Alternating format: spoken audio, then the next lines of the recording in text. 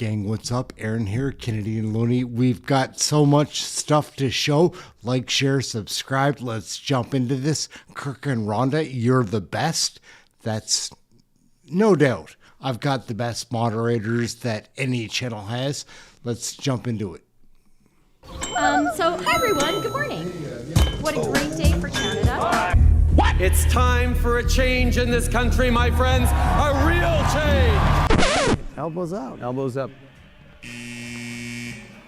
Had no interest in playing the puck, and he leaned into... Look, I don't think one needs to respond to every comment. Look, Stephanie, I comply with the rules. Conflicts of interest. What possible conflict would you have, Stephanie? Stephanie, I'm complying with the rules. I'm complying with the rules in advance. Point final. It's very difficult to believe. Look inside yourself, Rosemary. I mean, you start from a prior of conflict and ill will. WTF. Here, here.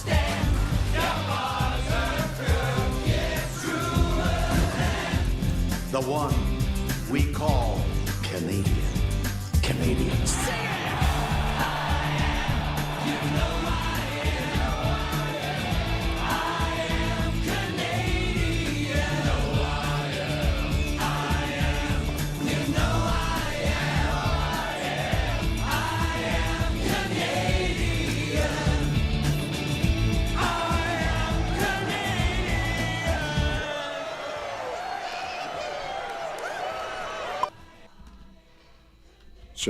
For you, and I've been keeping notes of some of your testimony throughout the course of these 2 hours. One of the comments that you make is that you work within how the current legislation functions.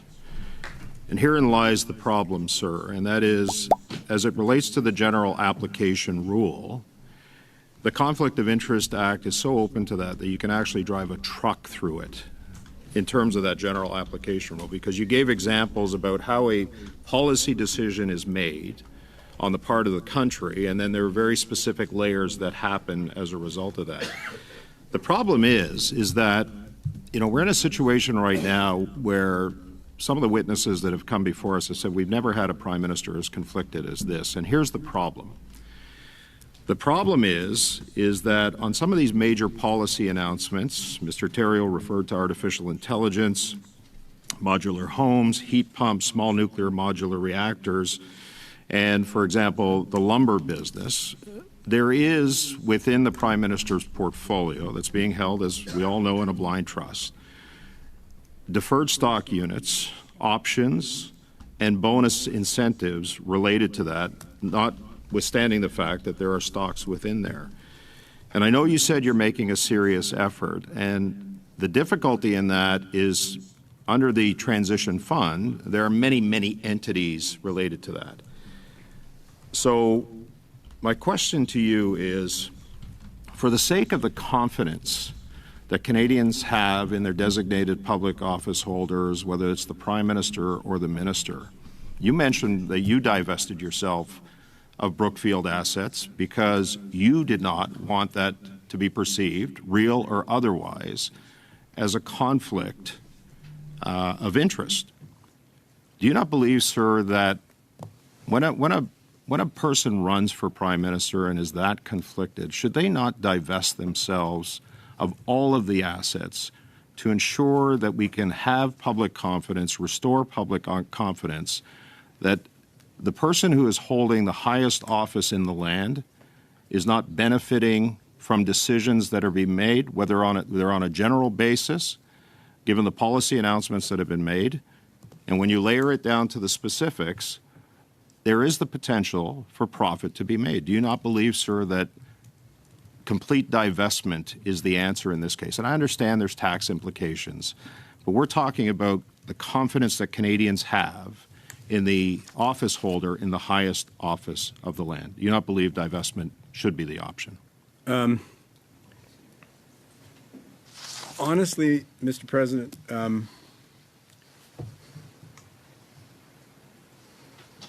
I think I come back to something that I said earlier.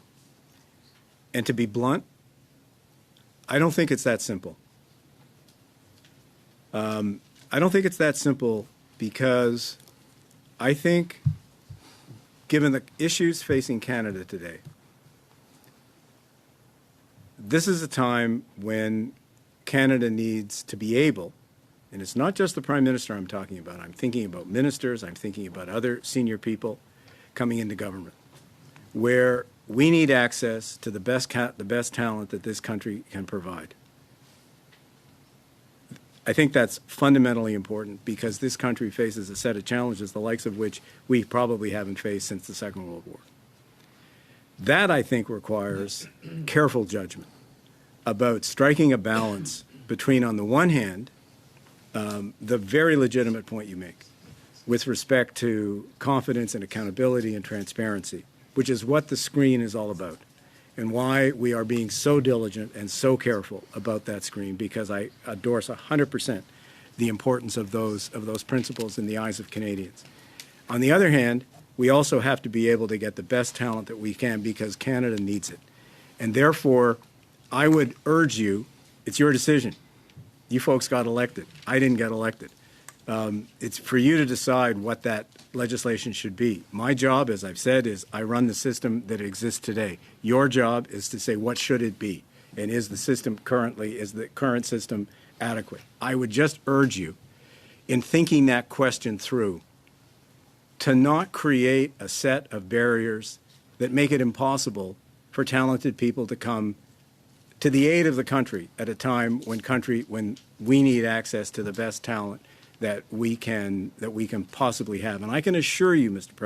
President, because I live it, that attracting people into the government of Canada today is not easy. There are many barriers, be it compensation barriers, be it post-employment guidelines, be it X, Y, Z. It is not easy. Now, we work within those rules because those rules are important and we do the best we can. But having access to the best talent that this country has to offer, that seems to me to be, I'll put it this way, an extremely important priority because we got to get this country going and moving forward. And I would submit to you, sir, that we can draw that talent without the backdrop of whether an individual who is in that office, whether it causes Canadians to wonder and causes parliamentarians to wonder whether they are personally benefiting from being in the position that they're in. And that goes, Mr. President, to the rigor with which we run this system. And I can assure you, I mean, if I've done anything the rigor, Mr. Sabia, comes with complete divestment. It's the only way to deal with this. And I don't want to argue with you this point, but Canadians have to have confidence in the person who is running this country that they're not benefiting from it. And if for the reason you say, for the virtuous reason that a person makes to want to run as a designated public officer or the Prime Minister, then that should be part of the backdrop of the decision-making process they make in deciding to run and come back, as you say, to save this country. That should be the number one consideration, in my view, in that decision that they make to come back. That they come back for a virtuous reason, not to profit and not to benefit. And we have to, we as a committee are charged, and I agree with you on this, and we've heard from lots of witnesses who've talked about this loophole within the Act that needs to be challenged and changed. And we are going to have a decision to make. But again, we're not trying to do this for any one individual. We have to do this in order to protect the integrity of the office of the Prime Minister and to ensure Canadians that decisions aren't being made in the best interest of any individual, that it's being made in the best interest of the country. Well, so Mr. I want to President, thank you. What I would say is I think we both share the view and we share the goal of protecting the integrity of the country and continuing to reinforce the confidence that Canadians have in the institution of the Government of Canada. I don't think there's any disagreement between me or you or other members of the committee that's very important. And the only way to do that is to change this massive loophole within the law as it relates to the general application rule. So, Mr. Zabi, I want to thank you for the time that you spent with the Thank you, Madam Chair. It's great to be back at the Finance Committee for this study of tax havens. Just to set the context a bit, tax havens are when rich and well-connected people and companies develop creative structures to try to avoid taxes. Tax avoidance is legal, but governments should try to prevent structures for tax avoidance that allow wealthy and well-connected people to exploit loopholes that aren't available to normal people. I think a lot of these issues are technical in nature, which means trust is very important, that the public can trust that their leaders are on their side, trying to solve these problems, trying to make the system more fair, and that they're not playing for the other team, which is why when you have a prime minister or other leaders that are personally invested in tax havens and that benefit from the continuing existence of these tax avoidance structures, that obviously creates problems for trust. They are personally invested in outcomes that are contrary to the public interest, contrary to what most people would want, which is solutions to the problems of aggressive tax avoidance, keeping money out of the system, and effectively requiring everyday hardworking Canadians to pay more taxes.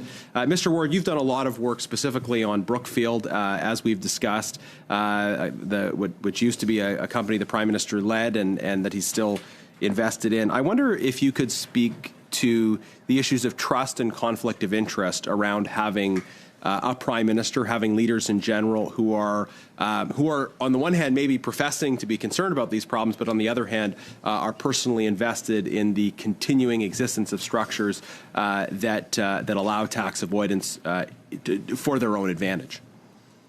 Well, I mean, to piggyback on comments made by Professor Deneau, I mean, I think trust is deeply undermined. I think the general public in Canada is widely aware that some of the largest multinationals, Brookfield included, and lots of U.S. multinationals, pay such low tax rates when workers who get paycheck and payroll deduction of their taxes pay full freight and expect more for their dollar from public services. It completely undermines trust in the system if you have small business operators who can't afford to hire big four accounting firms, who can't afford to hire a team of tax lawyers, who can't set up Swiss bank accounts and tax haven subsidiaries. They're paying the bills for the big corporations that are using those same services, and it completely undermines trust in the tax system and in public institutions overall. I think this is the reason why you have people like Donald Trump and Bolsonaro, because people have been impacted negatively by globalization, whereas they can see that the richest and most powerful in the world are benefiting from this system that they designed, they continue to influence, and they continue to write the rules on. And I think, I completely agree with Mr. Deneau in terms of a unitary taxation where you're looking at a company as its whole and taxing it as a whole entity. And that does happen in 27 United States. And there's an opportunity to close a loophole in those states so that they're not able to shift income offshore and that income. So there's a model that exists. This was part of the OECD Pillar 1 proposal, a small part of it. So it's been legitimized as a practice, and it really needs to carry forward. And I think, thank you. Can I just for a further point of precision in the minute or so I have left? So what you're describing is people that are designing the rules and also personally benefiting from the rules, allowing tax havens to continue to operate. What you have with Mark Carney being our prime minister, coming from Brookfield, continuing to be invested in Brookfield, it's effectively like having someone say, okay, now I'm the referee, now I'm adjudicating the system, or supposed to be adjudicating the system in public interest, but I'm still on the payroll of one of the teams, right? It's got someone coming from Brookfield, benefiting financially from Brookfield, using these aggressive tax avoidance structures while in a position where they're supposed to be defending the public interest, but they're personally invested in an outcome that is at best partisan to one side of it, but likely is contrary to the public interest and the common good in general. Very brief response, please. You have 5 seconds. Absolutely. I mean, I think that you have to have trust in the system, and that if Mark Carney wants to come clean as the Prime Minister and move forward on this, I think that the government should be putting forward legislation on public country-by-country reporting. Okay, thank you, Mr. Ward. Thank you. That concludes the time. We'll continue so much. We're going to begin now with 6 minutes for Mr. Kelly. Okay. Mr. Ward, you mentioned in your opening statement, you referred to your testimony at the Ethics Committee about the abuse of tax havens by Brookfield. Can you, for the benefit of this committee and its report, we'll need perhaps some of that information here for the record at Finance. Can you give us more information about the scale and details of that abuse of tax havens, that particular example of abuse of tax havens? Well, we've done extensive work on Brookfield, and we've also gathered previous work on Brookfield, and it is clearly one of one of Canada's largest tax dodgers. All of Brookfield's operations essentially are funneled through Bermuda. And it has had a very low effective tax rate in Canada and frankly in countries around the world for a very long period of time, which is a clear red flag of major tax avoidance and extensive use of Bermuda and lots of other different tax havens to reduce its taxable income in Canada. The potential revenue loss there is in the billions and clearly at the top tier of Canadian companies in terms of its impact on reducing funding available for public services in Canada. Relevant time period would include when the Prime Minister was chair? So our study was, I think, in 2023 and looked back at the 10-year period up until 2021. Okay, thank you. I'm going to go back to Monsieur Deneau. You appeared at this committee almost 10 years ago. You talked about much of the same information that you talked about today about the effect of tax avoidance by the largest tax filers and the effect that has on the entire the societal consequences of this. It shifts the tax burden to workers, to small businesses, and from income tax to consumption, so that regular Canadians that pay the consumption taxes are paying a larger proportion of tax. Can you elaborate on the societal cost of aggressive tax avoidance and tax evasion?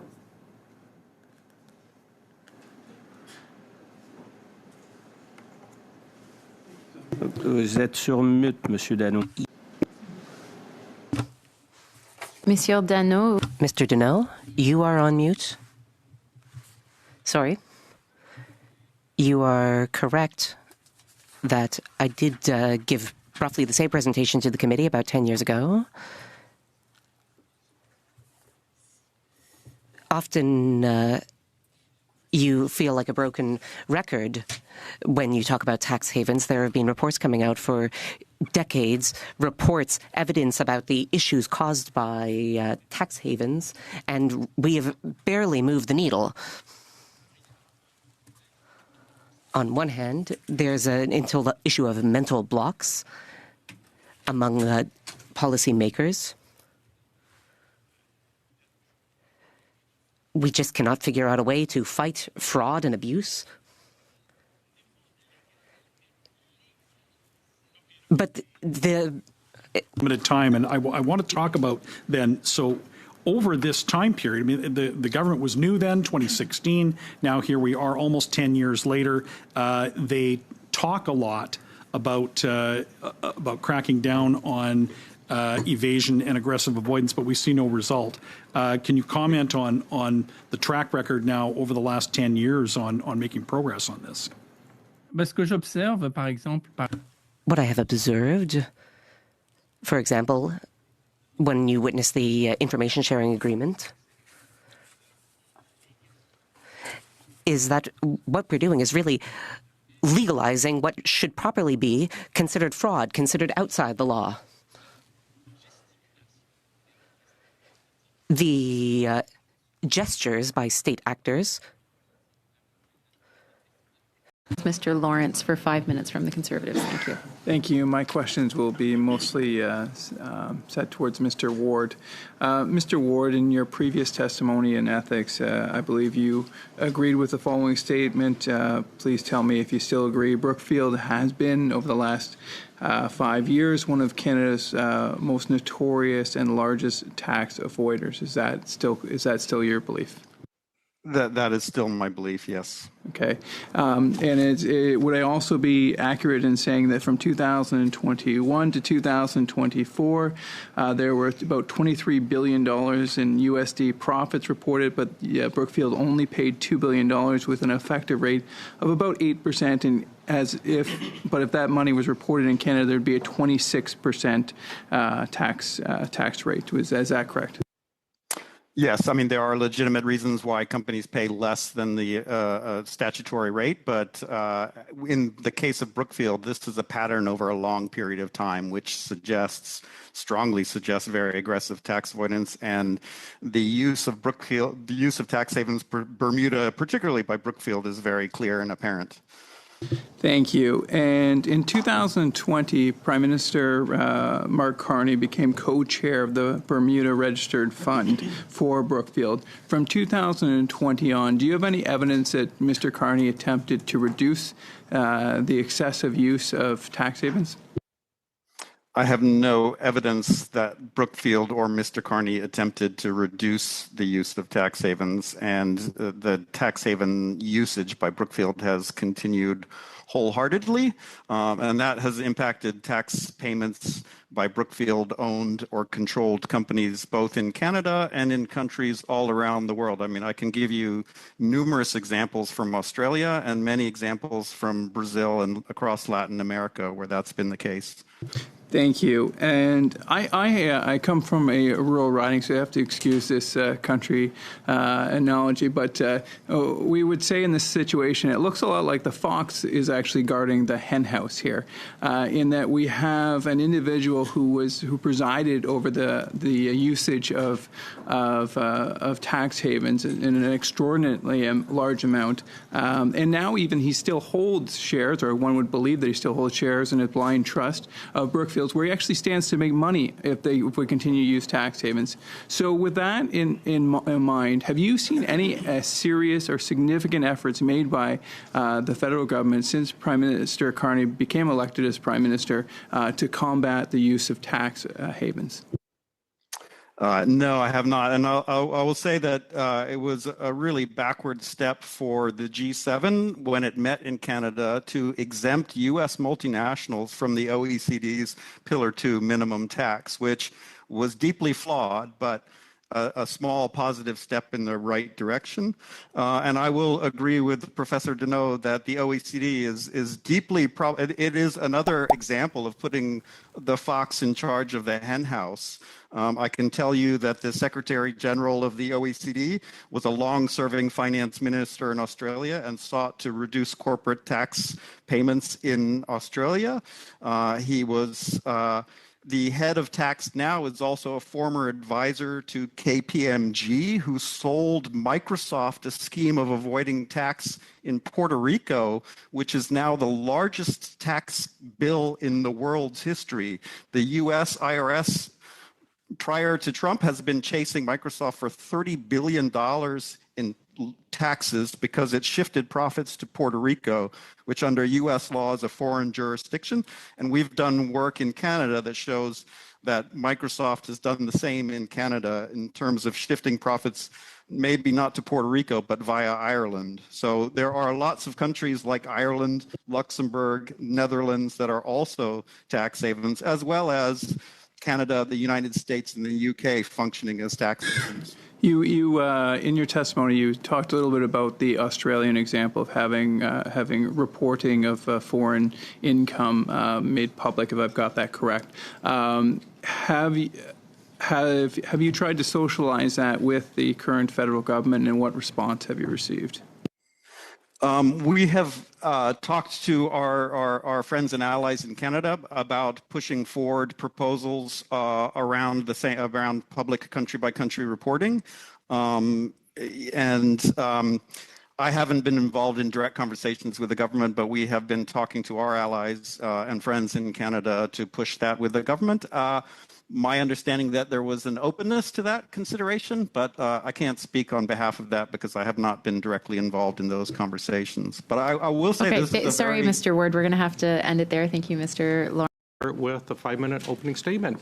Mr. Jacques, Mr. Jakes, welcome back as always, and to your team, welcome back as always. The floor is yours.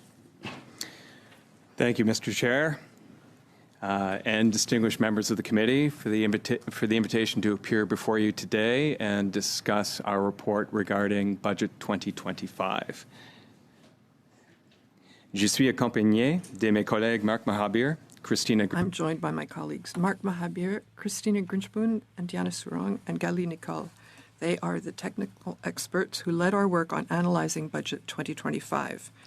They will be ready to answer your questions. At this point, the witnesses typically read speaking points that repeat text from a report that you've already read. Instead of doing that, and given the committee's role as the House committee responsible for reviewing our estimates, I would like to, first of all, provide a brief administrative update before turning to your questions. Our strategic reorientation continues. We are focusing more on serving our parliamentary clients and less on media engagement. Since the beginning of September, we have held more meetings with parliamentarians and their staff than we would typically hold over the course of an entire year. This increase in outreach has been offset by declining a substantial number of media requests for on-the-record interviews. This is part of our effort to prioritize our mandate of supporting Parliament and ensure that people focus on the technical content of our work.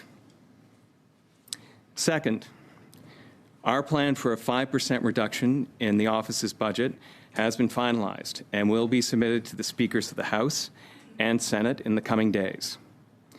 Our CFO is now developing a medium-term plan to reduce overhead expenses while maintaining the quality of service to Parliament. I expect to have an update for the committee early in the new year. Finally, the OECD legislative review of our office began this week. I want to thank all parliamentarians who shared their time with the review team. We expect a report with recommendations to be published in the coming months. The results of this review are expected to guide further reforms to the office that will ensure it continues to be one of the top independent fiscal institutions in the OECD. As always, our office remains committed to its core mandate, providing independent and nonpartisan analysis to support Parliament in its scrutiny of public finances and the economy.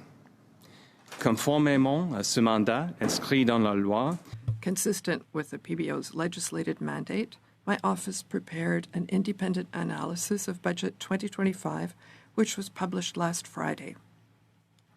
This report highlights key issues, including the government's adoption of a new budgeting framework that separates operating expenses from capital investments and the introduction of new fiscal anchors. And now, Mr. Chair, we look forward to answering your questions on the budget issues note that we have dedicated to budget issues, and we're always glad to support the important work of this committee. Our 6 minutes rounds with Mr. Lawrence. Mr. Lawrence, welcome back to OGO. Thank you. It's a pleasure to be here. And thank you, Mr. Jakes, for being here. And thank you for your courage and nonpartisan nature and willingness to speak truth to power.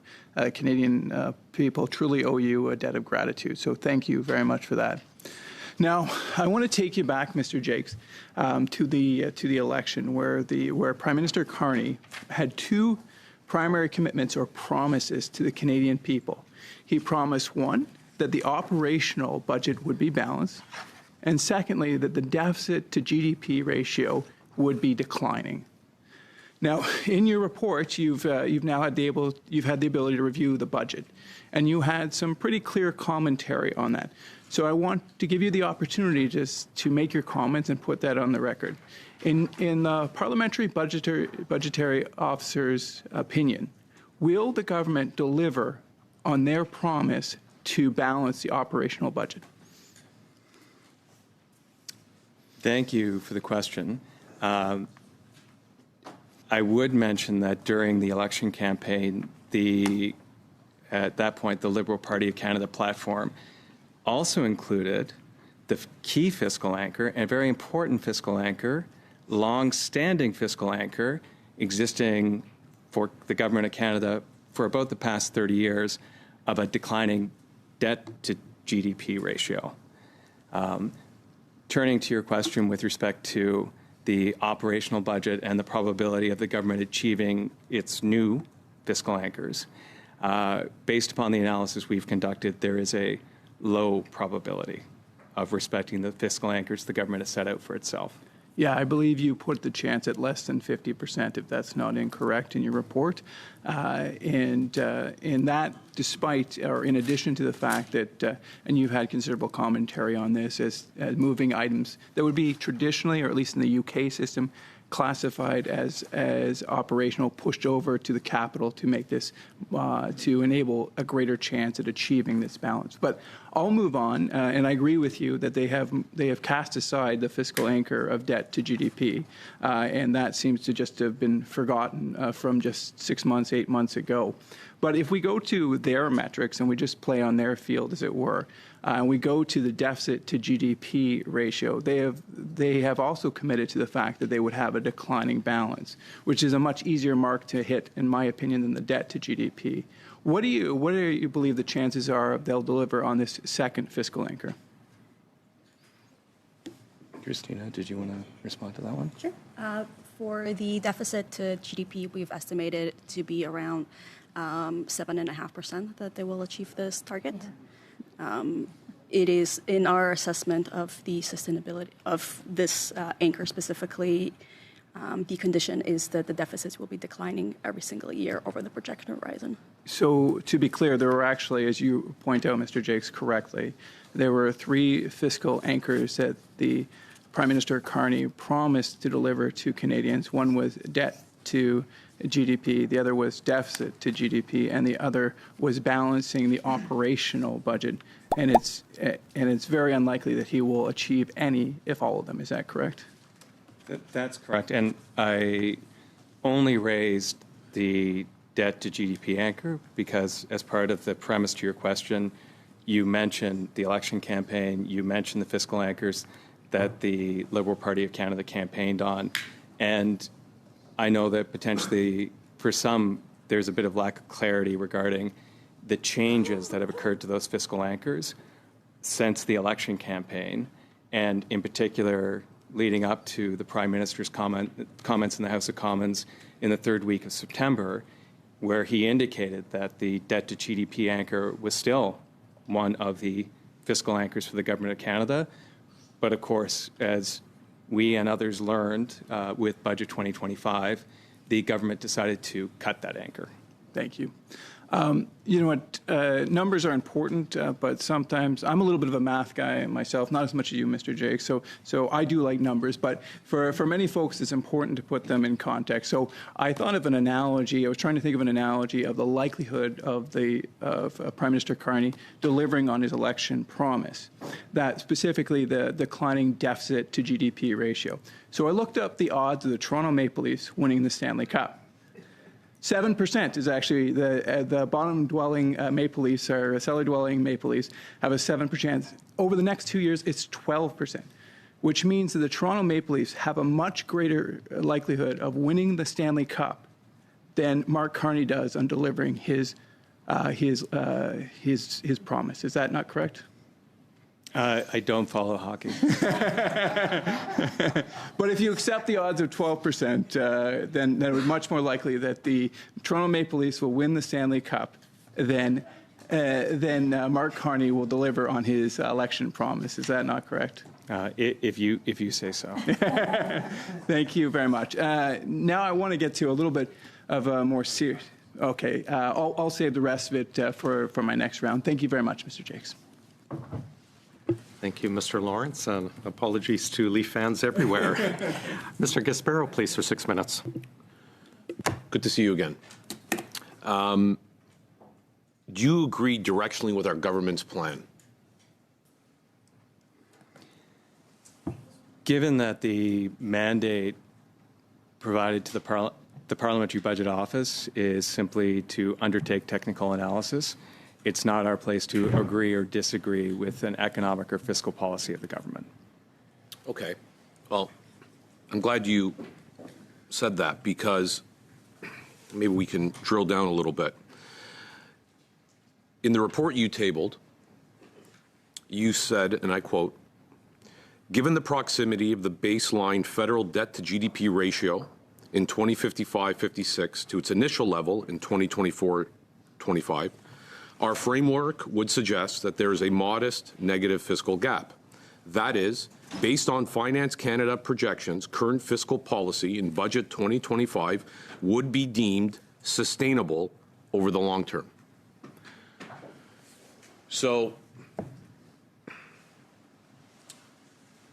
we're investing more in infrastructure that has productivity benefits over the long term for our economy. You've provided testimony here before that suggests our government's plan to invest in infrastructure and long-term productive assets that help alleviate some of the concerns that currently exist within the economy.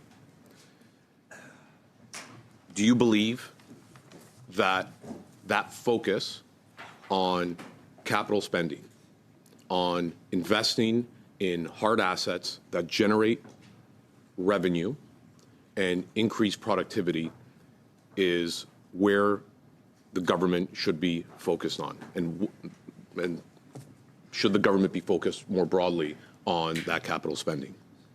Again, it's not our place to offer recommendations to the government with respect to their fiscal and economic policy. I would repeat what I said at previous committees, which is, I think broadly speaking, most mainstream economists would recommend investments in the economy to increase its overall productive capacity and in turn increase the growth potential of the Canadian economy, which in turn increases the potential for improvements in the quality of life for the population. And that is not to say whether I endorse the government's fiscal and economic policy or not. That's in the, it's a more of a theoretical, geeky response to a very specific question about a specific document. Well, we do geeky well here, so welcome, you know.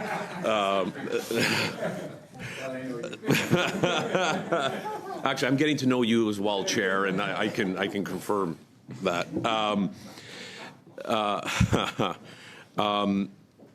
The IMF recently stated that Canada has meaningful fiscal capacity and remains a reliable and credible place to invest. How does your office incorporate that international assessment into your analysis, or does it at all? Yeah, I would say we do. It's part of the many indicators we incorporate as part of our macroeconomic outlook. So the international environment is a key aspect of that.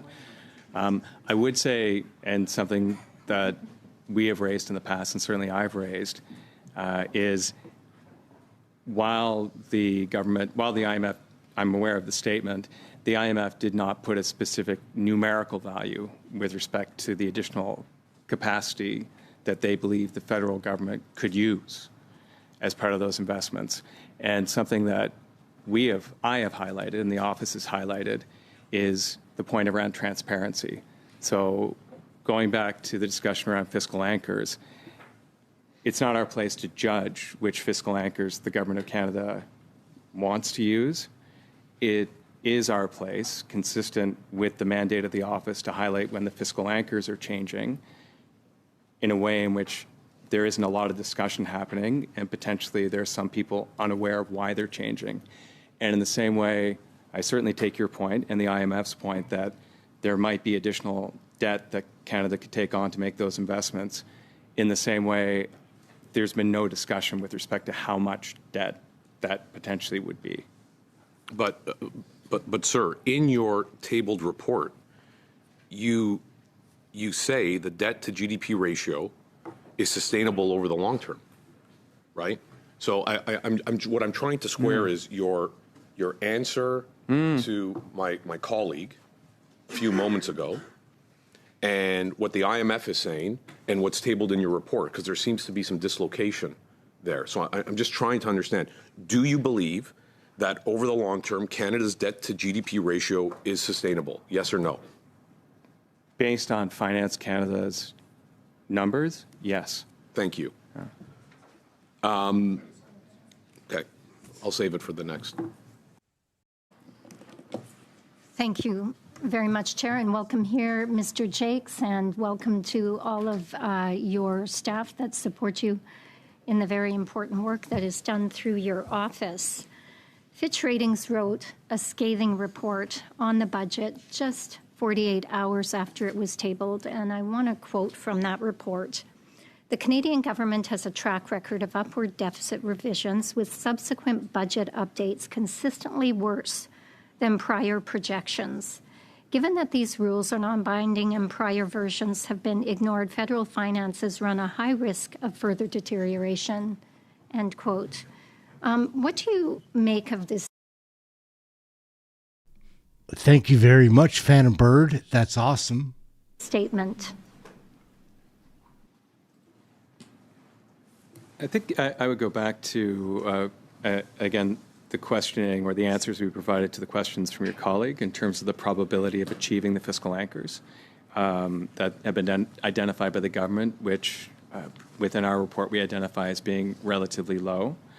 I would also circle back on a point that I provided in an answer to a question that was not asked on the other side of the table with respect to the fiscal anchors and the transparency around the fiscal anchors. So different people might have different opinions with respect to the financial management of the government, how that financial management should occur, what the fiscal anchors should be, and how or whether they should be changing over time. The most important aspect, certainly from our perspective, is transparency. So having an honest and open conversation among parliamentarians and the public and ratings agencies regarding why things are changing, and if so, what the justification is around that. And then people can make their own decisions. Thank you. I know we've already discussed your findings regarding the 7.5% chance that their new fiscal anchors or anchor will be respected, and I believe that finding was very similar to what Fitch commented on. And I guess my question to you is, should parliamentarians and indeed all Canadians be concerned with the government's ability to meet their own set goals? Mm-hmm. The government certainly has the ability to achieve their goals. I would quote from the Prime Minister that it is a very ambitious budget with very ambitious goals. And certainly we are paying attention to those goals and the progress that's being made, both on the spending and on the results side. And parliamentarians should be doing this. I would encourage parliamentarians to be doing the same. Thank you. That's a great segue into the next question that I have, and I appreciate the comments that you've made regarding transparency and nonpartisanship, and that which you function under as the parliamentary budget offices. Section 79.4 of the Parliament of Canada Act allows the PBO free and timely access to any information under the control of a department or parent crown. Can you tell us about the risks and precedent the government is creating by not handing over documents when requested by your office?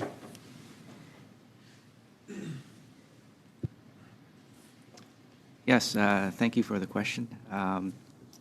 So under the Parliament of Canada Act, as you mentioned, we are able to compel departments, Crown corporations, to provide us information in a timely and in a free manner. So we did submit information requests to 5 departments related to information provided in the budget, and they indicated that they could not provide us the information. After that, we did notify the Speaker, both Speakers, the House and the Senate, that the information was not provided, and the letter was tabled in both houses, both chambers of Parliament. So right now, we're sort of in limbo on the remedy, because there is no remedy mentioned in the Parliament of Canada Act on instances where the department or Crown Corporation does not provide information to our office. I would have to say that that is deeply concerning, not only to parliamentarians, but I'm sure to all Canadians who have come to understand the very important role that your office plays in providing Canadians with that impartial advice and, I guess, review of what the government is proposing through their budget and through various policies that they introduce. Thank you. Thanks. Ms. Rochefort, please. Oui, Monsieur le Président. Thank you, Mr. Chair. And I just want to come back to slightly the question that was asked by my colleague, Mr. Lawrence, about context, just because I find it difficult to critique a budget, in a sense, without taking, I guess, the context into account.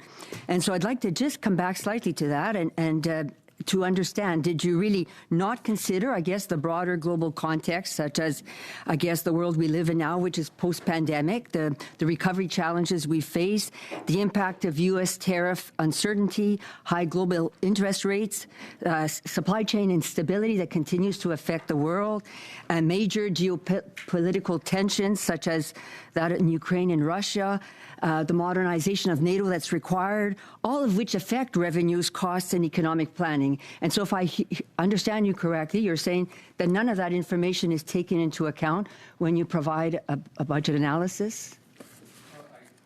I apologize. Maybe I misunderstood, so I appreciate. I apologize. Again, I think as I mentioned to another committee, I am acclimating to my new role as being spokesperson for the office, and potentially in the response to the earlier question, I wasn't as clear as I should have been. Okay.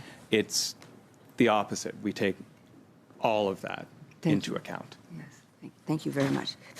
And so that would mean then you would take into account the need for us to make historic investments to strengthen our supply chains, to expand our domestic manufacturing, our industrial competitiveness, our clean technology, to unleash our natural resources and critical mineral potential, and to secure our long-term economic growth. So you would be taking all of that into account as well. We take into account all of the numbers, so the global economic context, the Canadian economic context, the current fiscal context for the Government of Canada, and we take all of that data into account. Correct. Thank you very much. I just want to come back a little bit because when you last came before us, and after that there was. So I'm glad today we're saying that we're not making comments for the media, and that basically it's a discussion for parliamentarians, because I was when you came before us last time, there was a lot afterwards in the press, and former parliamentary budget officers were quoted. I think it was Kevin Page and Yvan Giroux, and I was thinking about that. And basically, they've come through the same organization, which emphasizes fiscal sustainability, but also places strong weight on the broader economic context that you just described. And so, and as I was looking at their comments, they do speak about post-recession shocks, global instability, interest rate cycles, and so on. So in reviewing what they've previously said. And so, well, I guess this leads me to question, why would they have come to slightly different viewpoints about I guess what was post-budget comments, but nonetheless, there was sufficient information to understand what might be emerging. How could their comments have been different from yours, Mr. Jacques, in that respect? I can't say. I've not Yves You did Giroux not and follow nor the Mike press Kevin and see the Page, so comments that you'd came- have to invite them to committee to ask them how they reached the conclusions that they did. Okay, thank you very much. So my third question, maybe slightly differently here. I understand there was a letter that was circulated to all of the departments because under the comprehensive expenditure review, you needed information, I guess, to make an analysis, and you asked for information by November 19th. Is that correct? Was the date? But from what I understand, there was a response that was provided that explained that departments could only begin reviewing the comprehensive expenditure review or the decisions once the budget was adopted this past Monday, and therefore did not have finalized information to meet the deadline that you requested, November 19th. And so basically, as I look at some of the concerns that you've expressed, they're not complete because they don't have full information. And so I guess I kind of wonder how those concerns can be expressed. Basically, you were asking the departments to provide speculative or incomplete information. So that was, I guess, my question. What we were asking for, similar to the budget, which is forecast information, we were asking for the forecast information prepared by departments as part of the $60 billion in cuts and the 40,000 layoffs. That was also forecast in the budget. So it's all the same forecast information. And certainly from our perspective, because the $60 billion worth of cuts is directly related to balancing the operating budget, which is one of the government's fiscal anchors, from our perspective, it was something that was certainly pertinent and valuable for parliamentarians to have as they voted on the budget. Ultimately, it proved not to be the case, which is why we referred the matter to the Speaker so parliamentarians could ultimately make a decision regarding what information they should have as part of their budgetary deliberations. Thanks. We are past time. We'll go to Ms. Gaudreau. Thank you. So pretty much every Canadian knows if the CRA audits you and asks for your receipts, you hand them over. No excuses. Now, your job essentially, as I understand it, is as an auditor as well. You audit the government, correct? Not quite. Not okay, quite. but could we say it's somewhat similar? I would say, and certainly it's very different. Okay. Because, and I'd say in the case of the Auditor General, it's primarily backward-looking, and they do ask for your receipts, and they do go through things in detail. We're forward-looking. Okay. And so it does end up, it's when you come to the bank and you're asking for a loan, or you're asking an investor to give you some money, the receipts don't exist. And at the same time, the person to whom you're asking, from whom you're asking the money, they're expecting to see a business plan. Okay, so I understand that you've asked the government then for these documents on the $60 billion in austerity and cuts and layoffs that are going to happen, and they haven't given you those. And we were forced to vote without that information, unfortunately. Is there any way that you can hold the government accountable for not doing their duty? I would say it's certainly not. As an agent of Parliament, I work for parliamentarians. So I work for you, and it's not the role of the Parliamentary Budget Officer or our office to hold the government accountable, which is why as soon as there was a conflict or a disagreement with the Federal Public Service, we raised the issue immediately with parliamentarians and referred the matter to the speakers so parliamentarians could come to hopefully a relatively quick decision regarding, do we actually want this information that already exists as part of our decision-making process?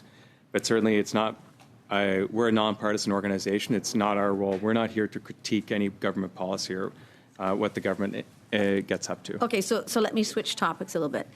Brookfield, where the Prime Minister was for years and is still a shareholder, has been flagged repeatedly as one of the most aggressive tax dodgers in Canada. Now, from an auditor's perspective, or accountant, I don't know what you want to call yourself exactly then. What are your thoughts on the fact that yesterday the clerk of the Privy Council, who's responsible for administering the ethics screen of the Prime Minister, admitted that he doesn't actually know what's in Mr. Carney's portfolio?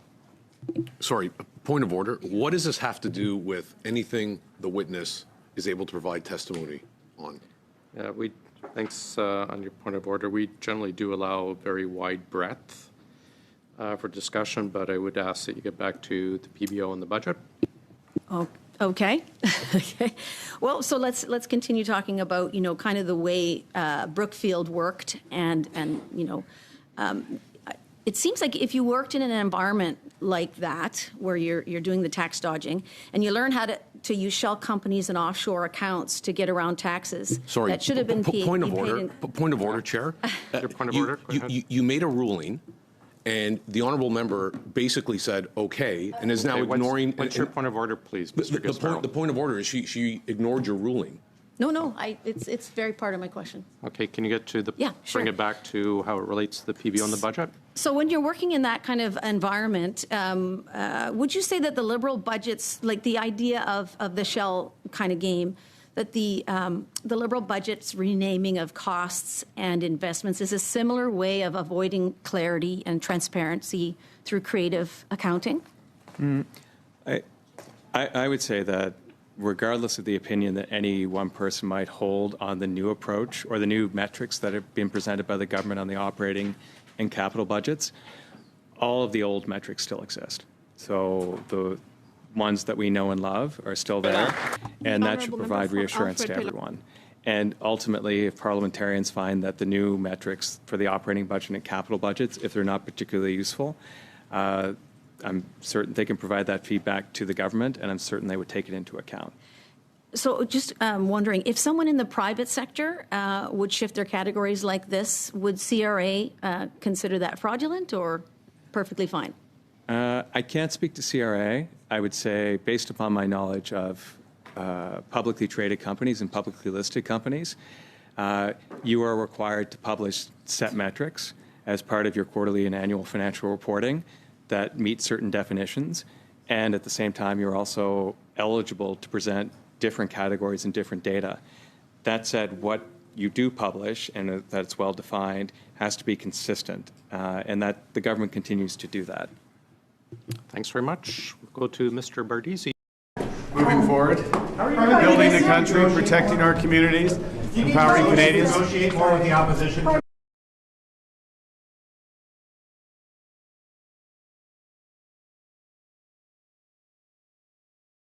Known to many as Papa Tom, he could light up a room, whether through music or a smile. As a dedicated municipal councillor and deputy mayor, Keith embodied kindness and service, and he raised thousands for food banks during the pandemic and honored our veterans, including his father, on his last visit to Holland. That pride showed in small gestures. At our last breakfast, he shared stories of retracing his father's steps in the liberation of the Netherlands, and he gave me this tie, the official tartan of British Columbia, and I wear it today in his honor. These small acts of kindness were part and parcel to Keith. My condolences go to his wife, Mary Lynn, his children, Fiona, Andrew, Rachel, as well as Charles, Alexander, and Matthew, and their families. I join with Peachland Mayor and Council in grieving. The district has suggested donations to the Peachland Food Bank, a cause Keith has championed. Keith believed in giving back and lifting others up. Let's honor his legacy by doing the same. Rest in peace, Papa Tom. The honourable member for South Surrey White Rock. Mr. Speaker, on November 21, we mark World Fisheries Day and recognize the vital role that sustainable fisheries and healthy oceans play in our local economies and to our shared future. Coastal communities across our country rely on the ocean for their livelihoods. For generations, it has defined our culture and our identity. Canada is known around the globe for our world-class seafood and our healthy oceans. Budget 2025 strengthens Canada's capacity to safeguard our coastlines and grow our fisheries through supporting small craft harbors and strong measures to grow our economy and expand our markets. These investments will build a more resilient industry, healthier oceans, and stronger fishing communities. On this World Fisheries Day, let's recognize how important they are to That's them. all Canadians. Thank you, Mr. Speaker. The honourable member for Cambridge. Mr. Speaker, crime is escalating and families and workers in my community are paying the price. In Cambridge, families sleeping in their beds and workers in retail and service jobs are now facing violent criminals. Just this week, a smash and grab at Canadian Tire, an armed jewelry store robbery at the Cambridge Centre, and gunshots fired at a family home. Imagine being a retail worker wondering if today is the day mass criminals storm in with weapons. Innocent employees looking to earn a paycheck and feed their families. And now, nowhere feels safe, not at home and not at work. My community is done waiting. They are speaking up loudly. They're flooding my email. They expect the government to protect them, not be easy on criminals that terrorize their streets. But what do they get from this Liberal government? Half measures and a weak justice system where criminals roam free. Mr. Speaker, Cambridge has a message for this government. Enough with the soft on crime approaches that put criminals ahead of Canadians. They're asking the government to stop the revolving door of crime and bring back consequences to protect our community. Hear, hear. L'honorable député de Berthier-Masquinongé. The honourable member for Berthier-Masquinongé.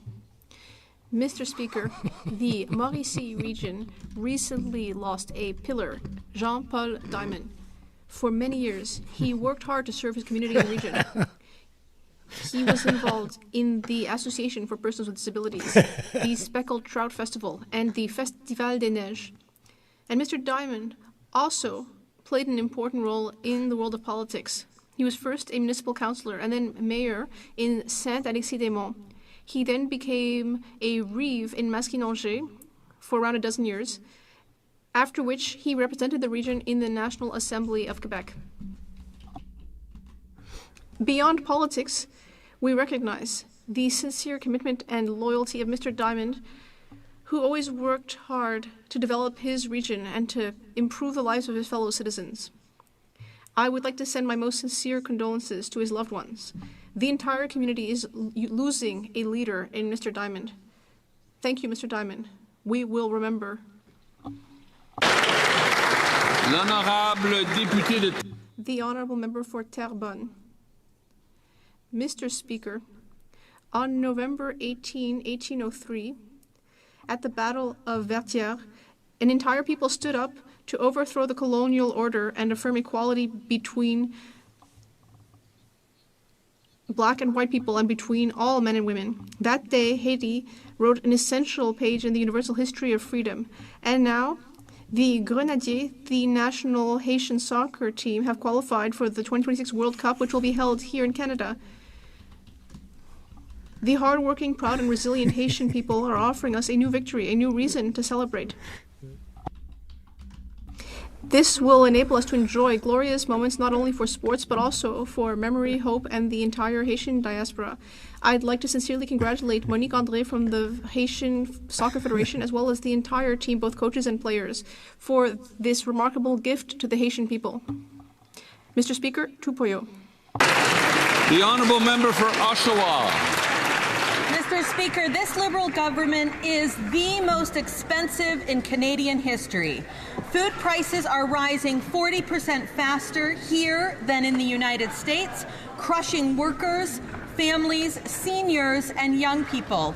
Today, Simcoe Hall Settlement House in Oshawa shared heartbreaking news. Families who have never needed help before are now walking into the food bank. Even longtime donors can't give anymore because they're now struggling just to get by. One mother said her kids sometimes miss school because she can't afford to pack a lunch. Yet instead of giving parents real relief so they can afford to feed their own families, the Liberals point to a national food program that does nothing to fix the affordability crisis at its root. Even while families struggle, Liberals hiked the industrial carbon tax, making food, farming, and groceries even more expensive. How many more families will be forced to line up at food banks before the government finally admits to the dire reality? The honourable member for Burlington. Canada should be the best place in the world to be a child and to raise a child. On National Child Day, I reflect on the many steps we have taken to make this a reality. Introducing in the last decade the Canada Child Benefit that has lifted 500,000 kids out of poverty. Creating a national child care program that is setting our kids up for success and enabling parents to stay in the workforce. And the creation of a national school food program that is feeding 400,000 kids in Canada. And while these are good and necessary steps, there is still so much more we can and must do to provide the best start in life for our Canadian children. One such area we need to tackle is the increasing harms our children are facing online, including cyberbullying, exploitation, grooming, and AI-generated abuse. Children's organizations, parents, and kids themselves are sounding the alarm. Today, let's commit to tackling these new and emerging issues because all of our nation's kids deserve to live in safety and with... The Honourable Member for Middlesex, London. Liberal governments, Canadians cannot afford another Prime Minister who cashes in while they line up at the food banks. As Brookfield chair, the Prime Minister helped funnel $6.5 billion through Bermuda and Cayman tax havens, dodging Canadian taxes for his personal benefit. That is not public service. It is self-service. Every dollar hidden offshore is a dollar not building homes, funding healthcare, or supporting veterans and seniors who did everything right and are now falling behind. Canadians see the pattern. He doubled Trudeau's deficits, cooked up the second most expensive budget in history, fudged the numbers to hide how bad it was, and now we learn that he helped the biggest tax dodger in Canada shelter billions. While the Prime Minister and his Bay Street buddies hide the money at the Bermuda bike shop, he tells young Canadians to tighten their belts. This is unacceptable. Conservatives demand an end to this insider game. We will close the loopholes and put Canadians first by cutting taxes for real growth and hope. The Honourable Member for Cardigan. Mr. Speaker, in eastern Prince Edward Island, fishing isn't just an industry, it's a way of life on PEI, and it's part of our identity. More than 1,200 licensed harvesters contribute over $300 million annually to the island economy, with lobster alone accounting for nearly 70% of our landed value. Over the past several months, I've had the opportunity to meet with fishers and the industry stakeholders in the region. These conversations focus on what matters most to our fishing communities: fair prices, deterrence of illegal fishing activity, sustainable stock management, safe working conditions, and ensuring the next generation can continue this proud tradition in Atlantic Canada. As we lead up to World Fisheries Day on November 21st, let us reaffirm our gratitude to the harvesters, the plant workers, the buyers, families, and coastal communities whose dedication sustains one of Canada's most vital industries.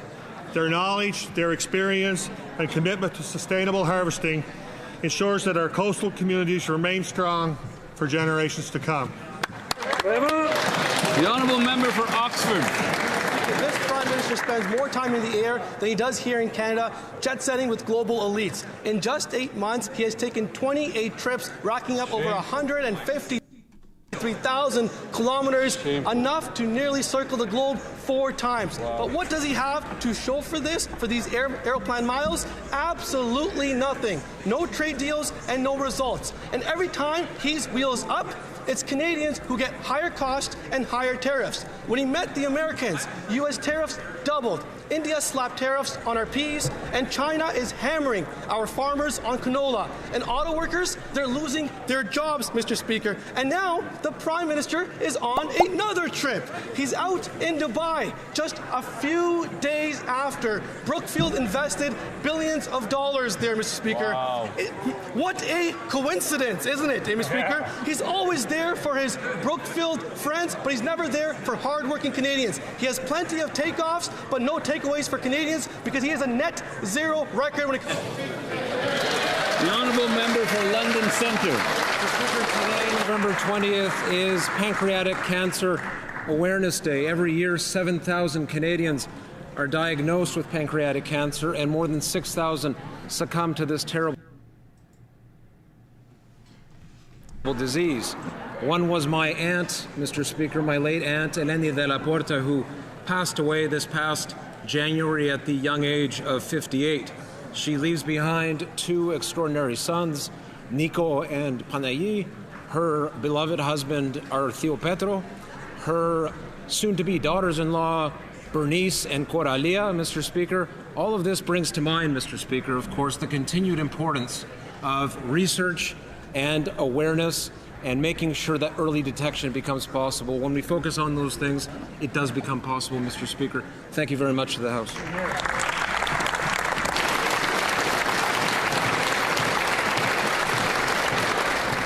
Oral questions. Questions orales. Let's The go. honourable member for Regina Capel. Andrew Scheer. En anglais, s'il vous The plaît. Minister's deal with Canadians was elect him and he would get us a win on tariffs. Since then, he's taken over 20 trips, which might be worth it if he actually came home with better deals, but he's not. After meeting with the U.S., tariffs are even higher than before. After meeting with China, we now have new tariffs on grain and seafood. India put new tariffs on peas after their meeting. He claimed to have some kind of special ability that would result in new trade deals, but it turns out he's not that special. He's just another Liberal. Will the Prime Minister admit that he's trailing on fade, or is making things worse part of some genius strategy? The Honourable Minister of International Trade. Mr. Speaker, today our government took another step forward in our commitment to double non-U.S. trade over the next decade and diversify our economy. While in the UAE, the Prime Minister signed a foreign investment promotion and protection agreement to create a more predictable environment for two-way investments. And we launched negotiations for Canada-UAE Comprehensive Economic Partnership Trade Deal. This agreement would cut tariffs, remove trade barriers, and expand market access for Canadian exporters. With a signed FIPA and launch of CEPA, we are opening doors, creating new markets, and creating opportunities for Canadian workers and businesses, Mr. Speaker. Member for Regina Capel. That's such a typical Liberal, eh? Things are always just about to start getting better. Meanwhile, actual tariffs keep going up. Now, one way to increase trade with other countries would be with a pipeline to British Columbia's west coast. But the Liberals killed Northern Gateway in 2016, resulting in billions in lost opportunities for Canadian workers and businesses. Now there's talk of reviving that pipeline, but of course, if the shipping ban stays in place, no one will be able to actually export what comes through the pipe. The Liberals made it illegal to ship Canadian energy off Canada's west coast. Does that law also ban U.S. tankers from traveling through the same area? The Honourable Minister of Natural Resources. Mr. Speaker, Canada has a tremendous opportunity to be a leading energy superpower. This government was elected to deliver nation-building projects, strengthen our economy, reinforce Canadian autonomy, advance Indigenous prosperity while contributing to clean growth. We are working with all the provinces, including Alberta, to achieve these shared objectives. The federal government has been engaged in constructive talks with the government of Alberta, and we will have more to say in a few weeks. The Honourable Member for Regina Capel. Again, after 10 years, we're just on the cusp of things all coming together, Mr. Speaker. But I can answer the question that the Minister didn't answer himself. The answer is no. While the Liberals have made it illegal for Canadian companies to load Canadian ships with Canadian oil, U.S. tankers can continue to travel off BC's coast and take their oil to countries around the world. As we speak, the U.S. crude oil tanker California is traveling from Tacoma to Alaska along that west coast. Why are the Liberals keeping in a law that prevents Canada from exporting our oil while U.S. tankers travel through the exact same place?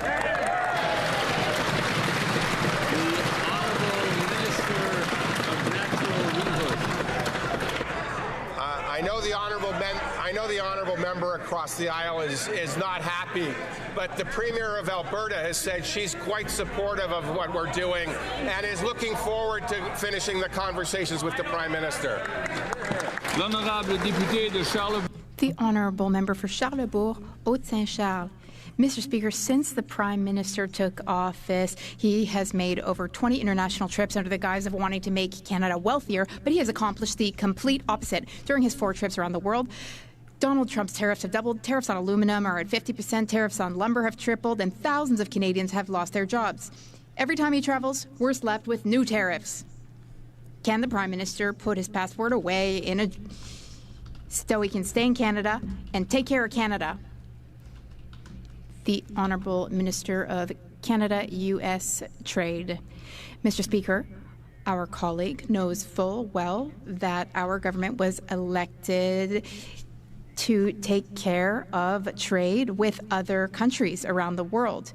We have a very ambitious plan. That's the plan Canadians voted for during the election.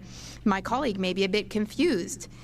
Often, a government leader travels, for instance, the trip to the United Arab Emirates, where, good news, we signed a very big, important deal with that important investor, and we will continue to work for the Canadian economy.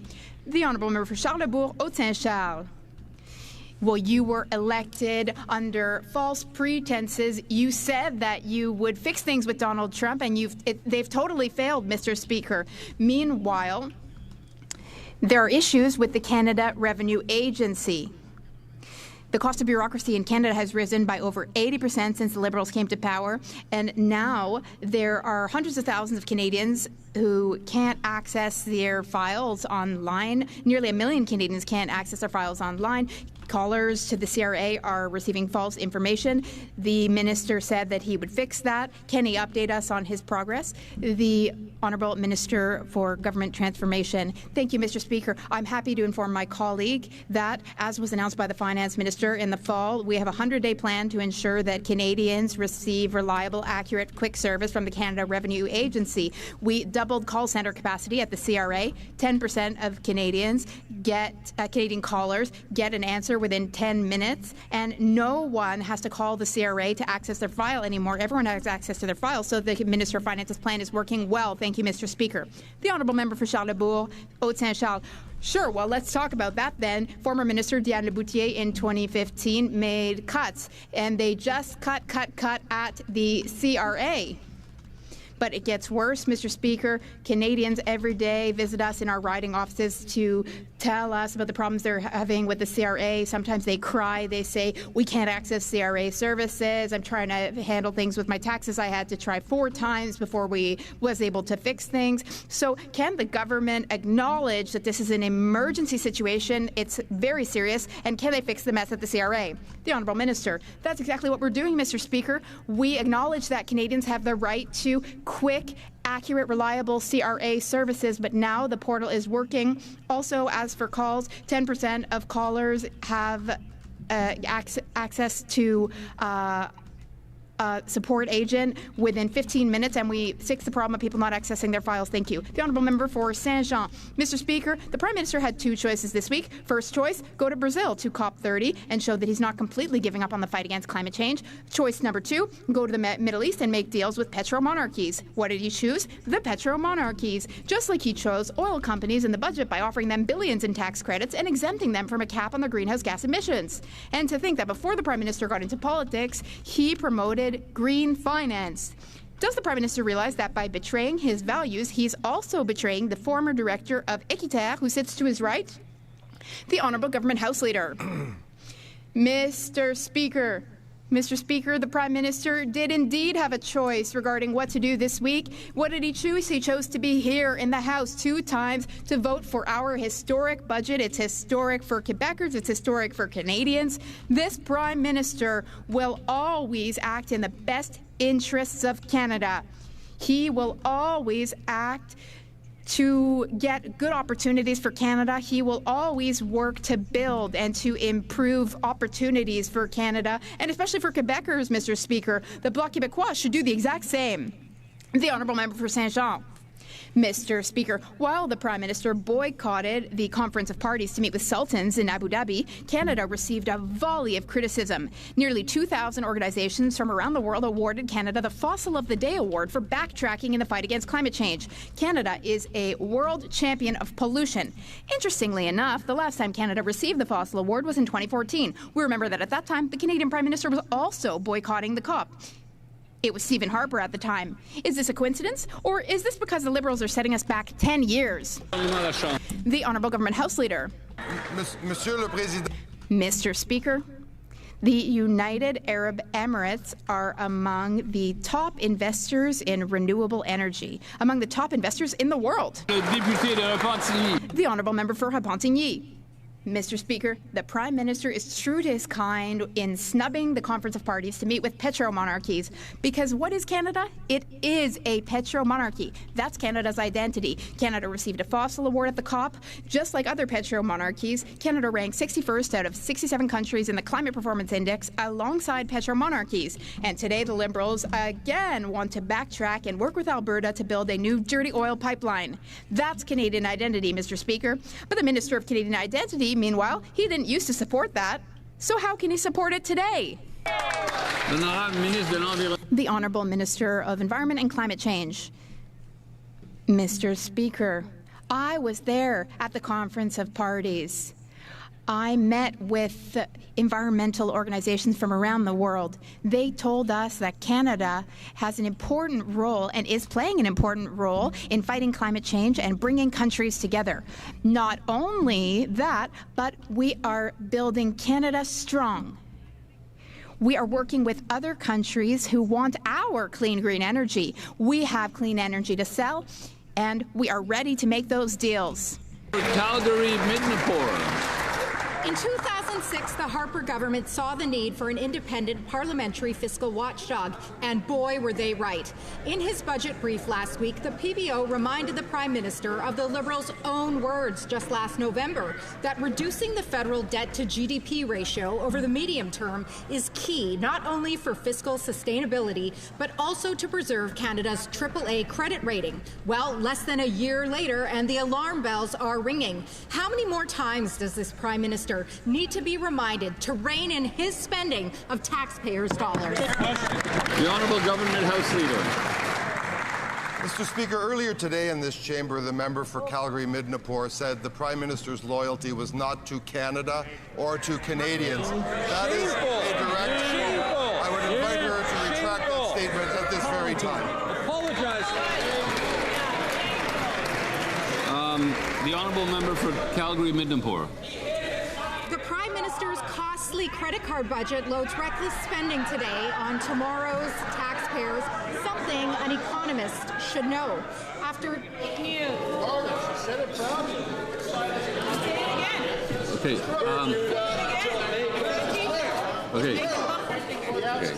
Let's look. The Honourable Member for Calgary-Midnapore may continue, please. Continue. This Prime Minister's loyalties are to Brookfield. The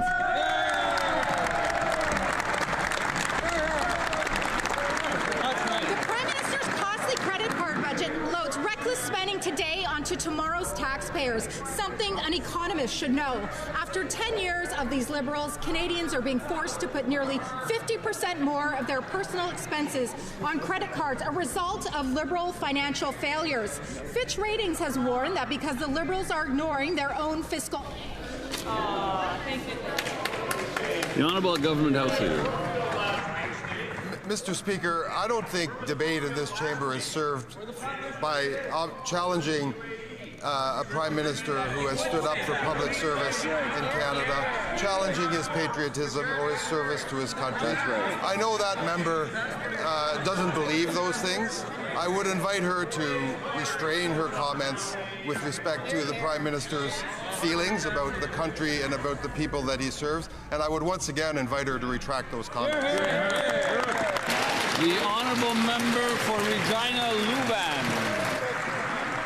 After 10 years of reckless spending by these Liberals, Canadians have forced to put 50% more of their expenses on credit cards since 2015. It's so bad that the budget watchdog has condemned the Liberal spending, saying, and I quote, "It's unsustainable and shocking." When will the Prime Minister finally put an end to his out-of-control spending spree so Canadians can put food on their table? The Honourable Secretary of State for Financial Institutions. Mr. Speaker, on one side of the House, we have continued tired, old rhetoric. The same questions that question a Prime Minister with world-class business and economic experience versus a leader from the Conservatives that has been in this House for 20 years, hasn't had a job outside of this House. On this side of the House, we're focused on building a strong economy. We're focused on making historic investments in infrastructure, defense, housing, transport. Mr. Speaker, on this side, we're serious about the economy. They continue with the same old, tired rhetoric. The Honourable Member for Regina Luban. That minister should be tired of having a reckless record when it comes to CRA and fix the CRA before he fixes anything else. That's right. The agency that gives the government its credit score says that since the Liberal government frequently ignores their fiscal anchors, the federal finances run into a further risk of deteriorating. A simple question to the Prime Minister is, when will he take his job seriously and get Canada's finances back on track so that Canadians can afford a life? The Honourable Secretary of State. Mr. Speaker, on April 28th, Canadians had a choice to make between two visions for the country. One was a vision of slogans and divisiveness. Shut on up. this side, our Prime Minister, with world-class business and economic experience, had a plan to build our country, to invest in our country, to build our country by Canadians, for Canadians. Mr. Speaker, on this side of the House, we are serious about building a stronger Canada, a Canada for everyone. That side is not. Thank you, Mr. Speaker. The honourable member for Dufferin-Caledon. Communist. Well, a Prime Minister who describes himself as a European is giving $500 million to the European Space Agency to create good jobs in Europe. And it gets worse because the Harwell Science and Innovation Campus, where the European Space Agency will be is located in the UK, is 50% owned by Brookfield. Rather than focusing on lining the pockets of Brookfield and not ripping off Canadian workers, why don't they invest in Canada?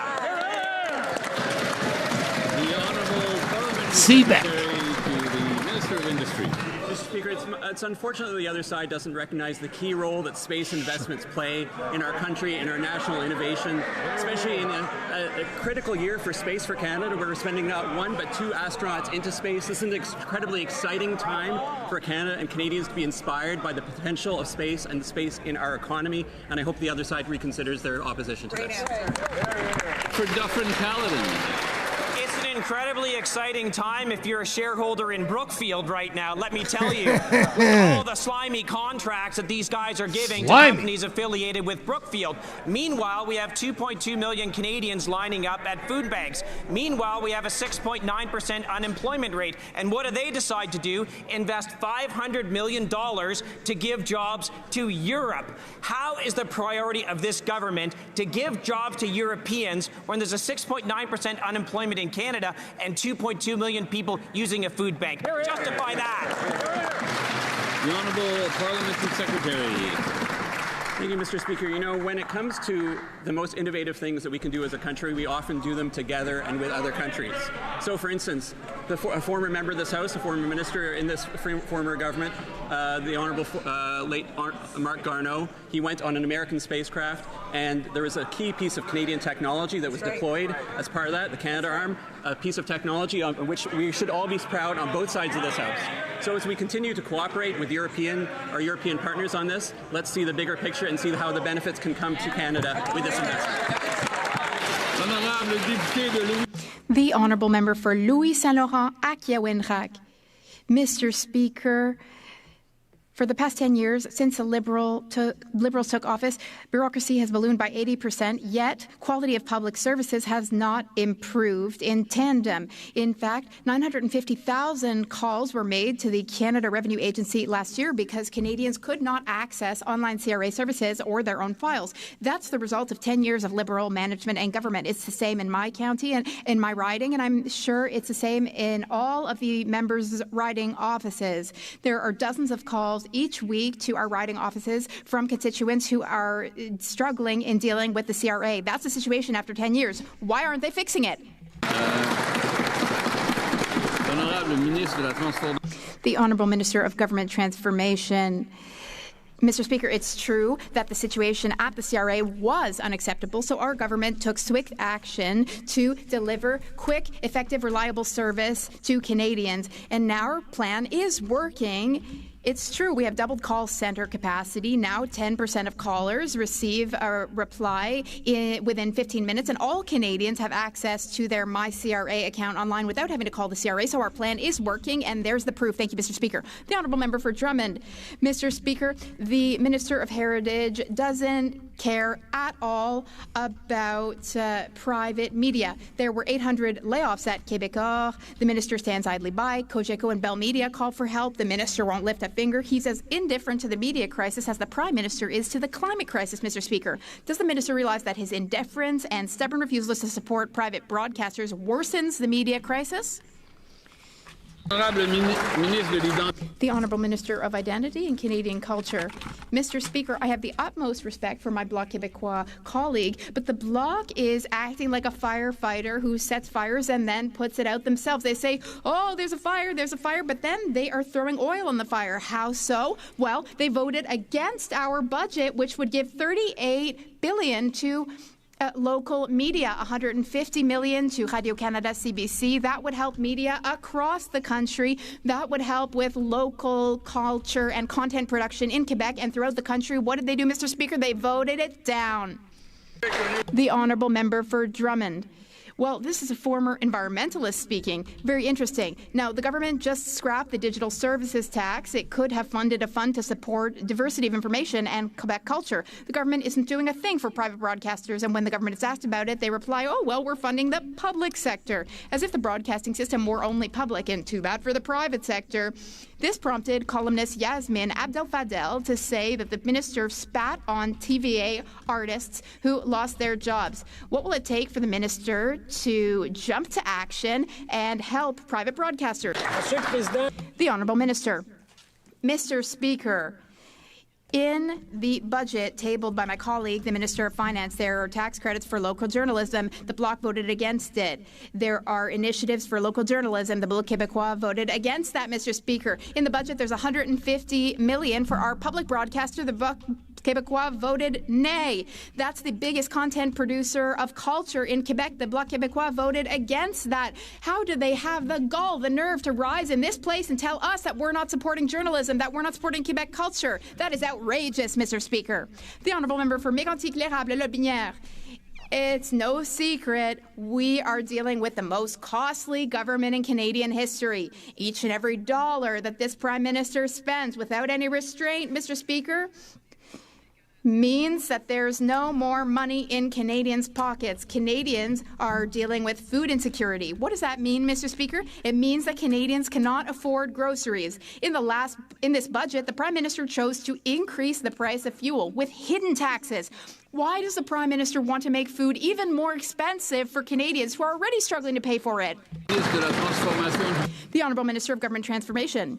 Thank you very much, Mr. Speaker. It's always so fascinating to hear the Conservatives in question period day after day repeating the same talking points, the Conservative leaders' talking points. They're talking about imaginary taxes. Yet when it comes to voting for a tax break of $22 billion for 22 billion Canadians or a school food program for vulnerable Canadians, when it comes to investing in defence, when it comes to investing in productivity, infrastructure like the Port of Quebec, the Port of Saguenay, investing in defence, investing in industry like the Davie shipyard in Quebec, they are absent. They don't vote for any of that. It's really shameful, Mr. Speaker. Thank you. The Honourable Member for Mégantic-L'Érable-Lotbinière. Well, you heard it, Mr. Speaker. He just listed off the endless, limitless spending that the government has put in its budget. That's what Liberals are.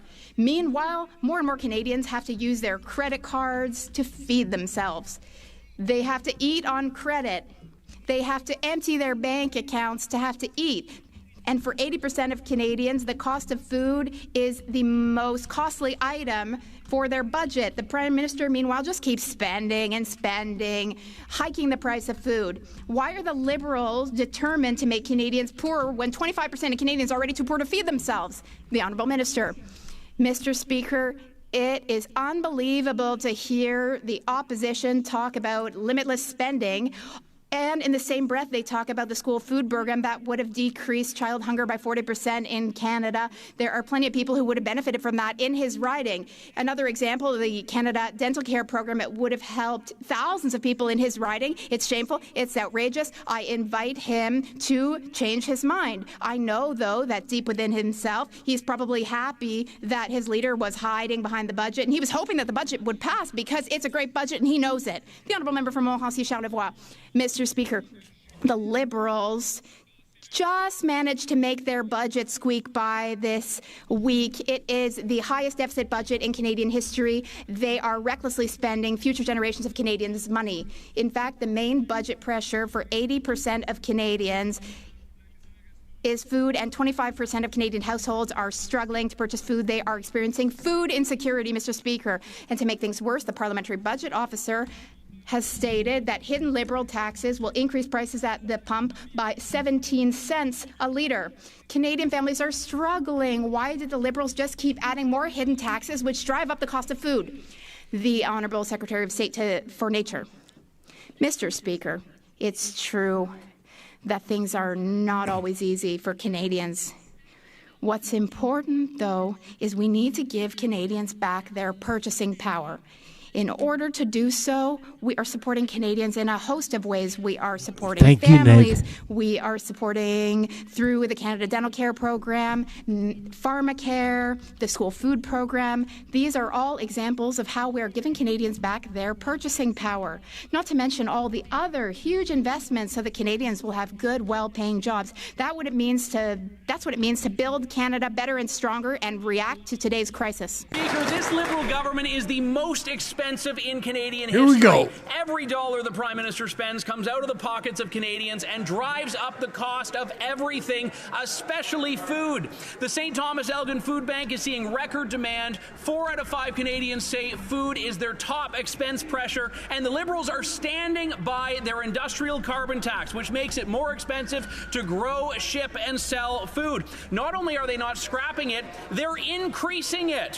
Why is the Prime Minister making life more expensive for Canadians when they can't even get by as it is? The Honourable Parliamentary Secretary.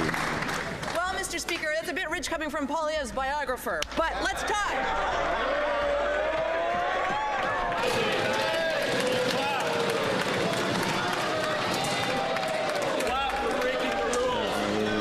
We're not supposed to do that. We're not supposed to do that. The Honourable Member knows. The Honourable Member's an experienced politician who's been on the Hill for a long time. She may continue, however.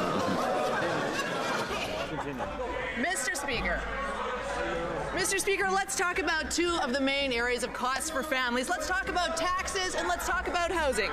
This budget cuts taxes for 22 million Canadians, bringing the basic tax rate down from 15 to 14%. This is a major tax cut. It's about $5 billion a year in tax relief for Canadians. 85% goes to the lowest income tax brackets alone. And then on housing, Mr. Speaker, we're making the biggest investment in housing in Canadian history. We are building up the supply of homes, bringing... The Honourable Member for Elgin, St. Thomas, London South. Thank you, Mr. Speaker. I appreciate the plug for my book. If the member read books instead of talking points, the country would be in a better place.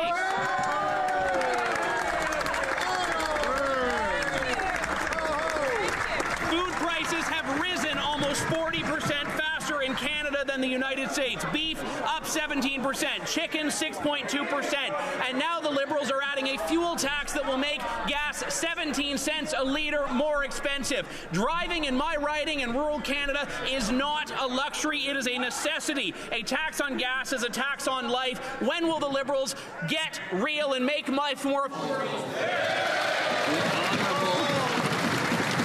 The Honourable Parliamentary Secretary. Mr. Speaker, I think it depends on the types of books that a member might want to read.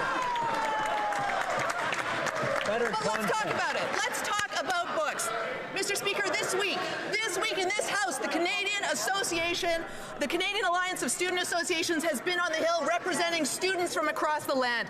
Here is what Abdul Abbasi, the chair of CASA and a student from the University of Alberta, had to say about this budget. Students are pleased to see that the government has met CASA's call for tens of thousands of student jobs in growing economic sectors. This budget is for them. So if the member opposite wants to talk about how education builds... The Honourable Member for Brampton Centre. Mr. Speaker, all Canadians deserve to feel safe within their communities. We have critical legislation before this House that is getting stalled by conservative political antics. Will the Minister of Public Safety tell Canadians what our government is doing to combat extortion, strengthen enforcement, and protect Canadians across this country? Yeah. Thank you. Minister of Public Safety. Mr. Speaker, let me thank the member for Brampton Centre for incredible hard work and advocacy.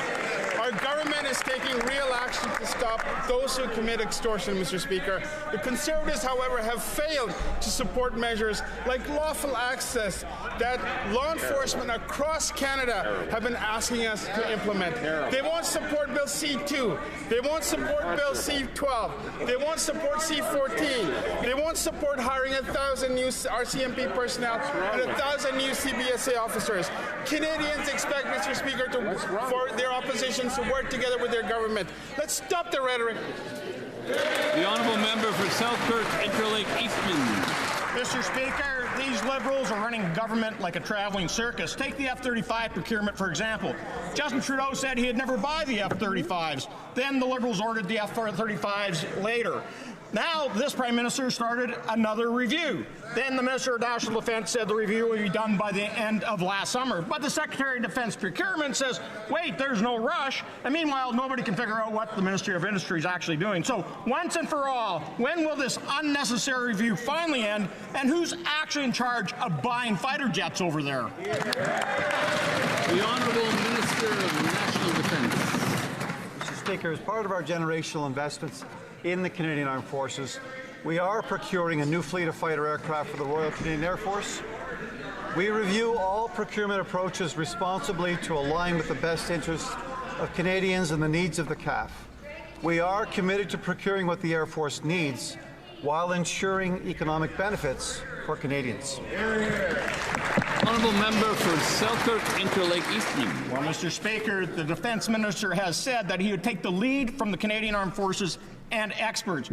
Well, military experts could not be more clear. Buy the F-35s. His Chief of Defence Staff said it. His Commander of the Air Force has said it. His Deputy Minister has said it. And now over a dozen retired Air Force generals have said it.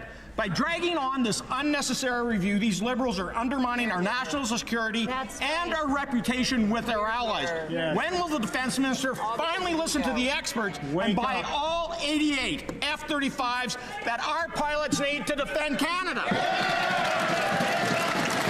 The Honourable Minister.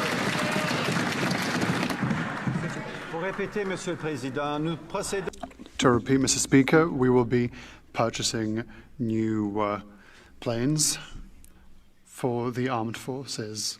We are carefully examining procurement so that it aligns with Canadian interests and the needs of the force. We will purchase what the Air Force needs whilst taking into account economic benefits for Canada. It's very simple, Mr. Speaker. Member for Calgary Nose Hill. Yesterday, a shocking expose by Global News outlined how in 2016 the Liberals allowed a Syrian national named Omar al-Qassib, who is a financier of Hamas, to claim refugee status in Canada. On Tuesday, officials revealed that the Liberals have launched a one-touch program that allows refugee claimants to self-declare whether or not they are terrorists when entering Canada. Ridiculous. How many Hamas operatives and other terrorists have the Liberals granted refugee status to in the last 10 years? The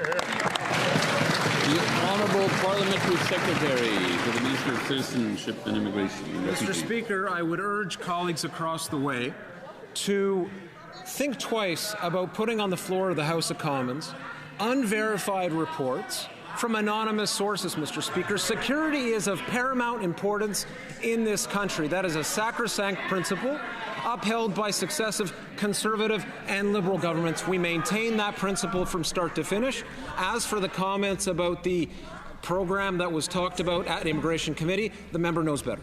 The Honourable Member for Calgary Nose Hill.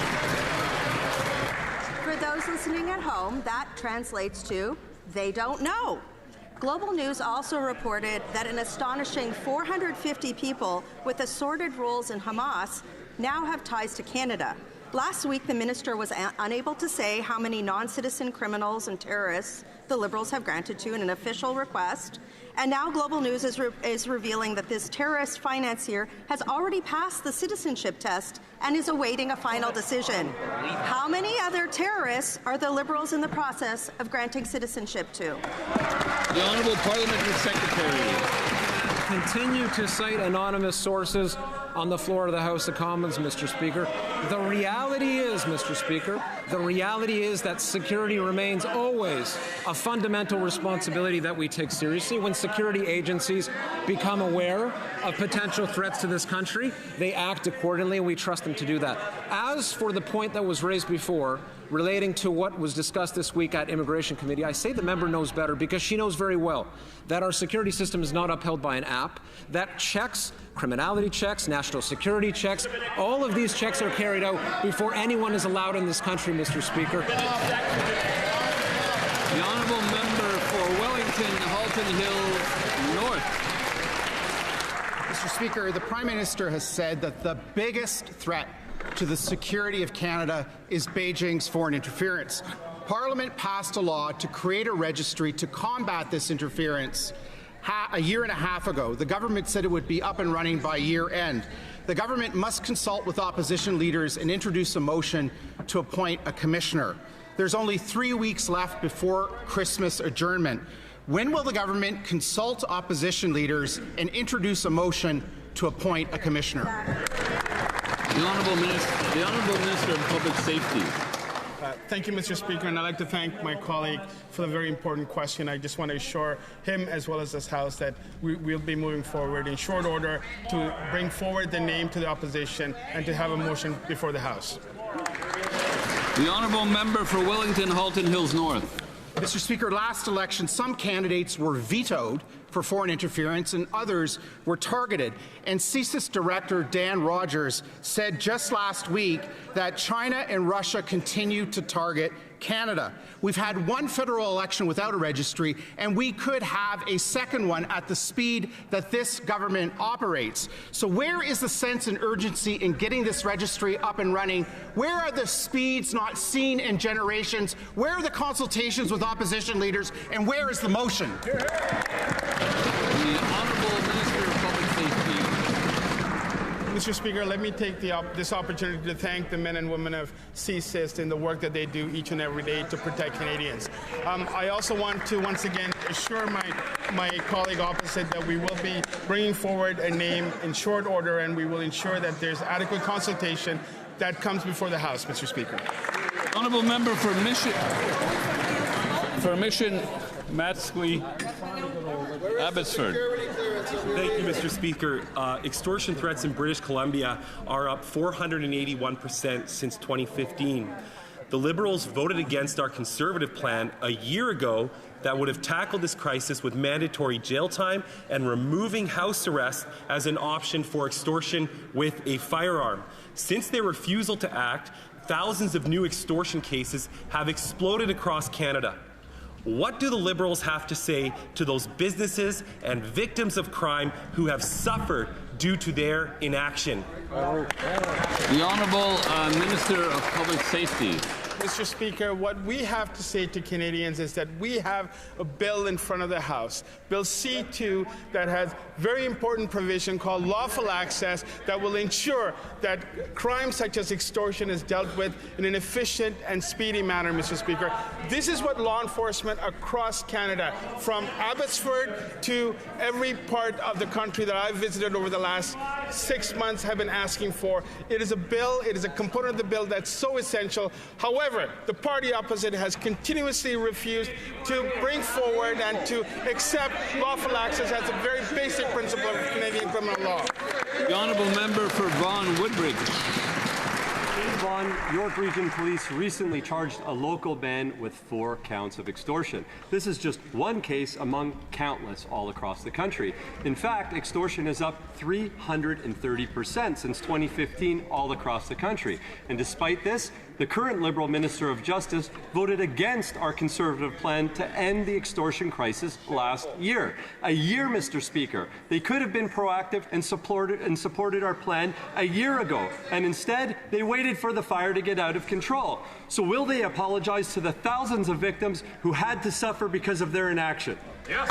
Hear, hear. The Honourable Government House Leader. Mr. Speaker. It's always funny when I get up in this House and I hear the critic for immigration talking about immigration, that when they systematically slap down any possibility of improving our immigration system prior to the last election. And now the member for Vaughan Woodbridge stands up and dares ask, what tools are we putting in place to prevent extortion? He's in the way.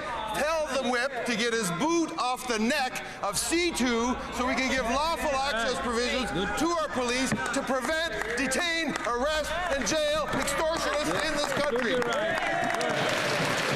The honourable member for Calgary Skyview. Mr. Speaker, extortion in Canada has exploded by 330% since 2015. Canadians are being terrorized. People are dying. Homes are being sprayed with bullets. And what does the Liberals do? Nothing.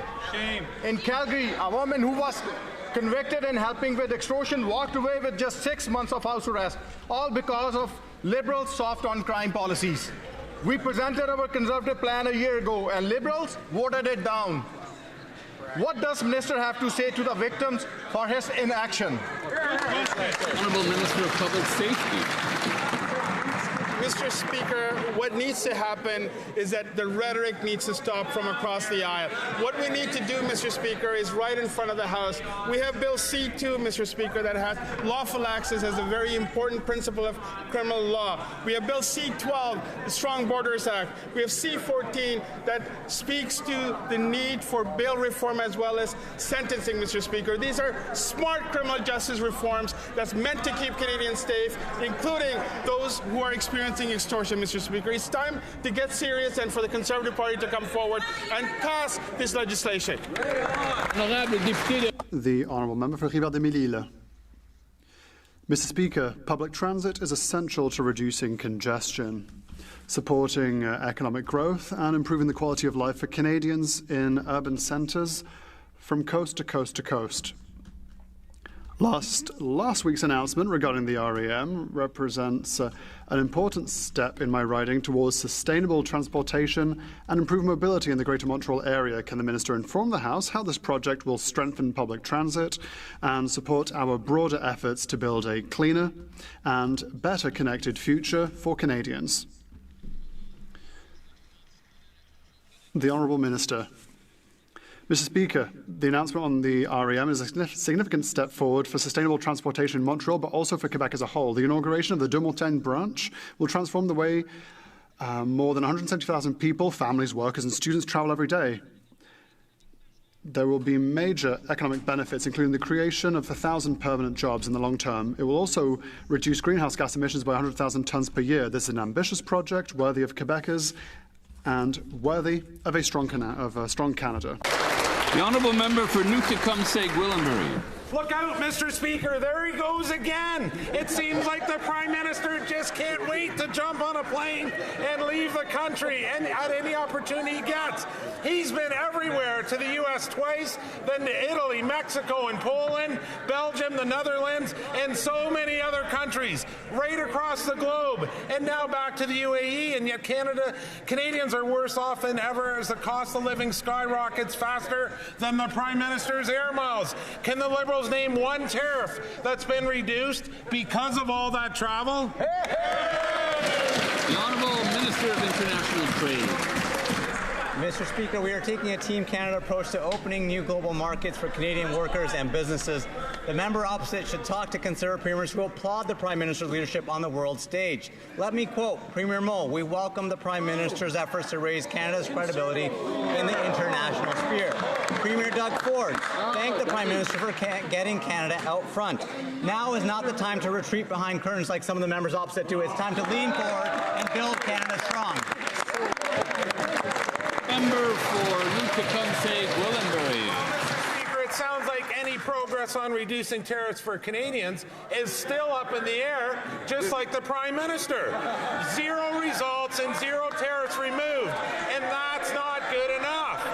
Not when investment in Canada is down 47% $27.6 billion when our country has the worst per capita growth in the G7, and when Canadians' families are struggling to eat, heat, and house themselves. Mr. Speaker, is this why the Prime Minister is always traveling? So he doesn't have to see the consequences his failures have brought on this country? The Honourable Minister of Artificial Intelligence and Digital Innovation.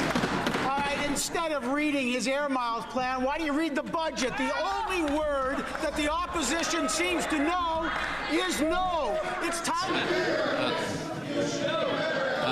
The honourable member should. I'm not going to comment on what I've read recently in the budget or not. But if he could go through the chair, he may continue.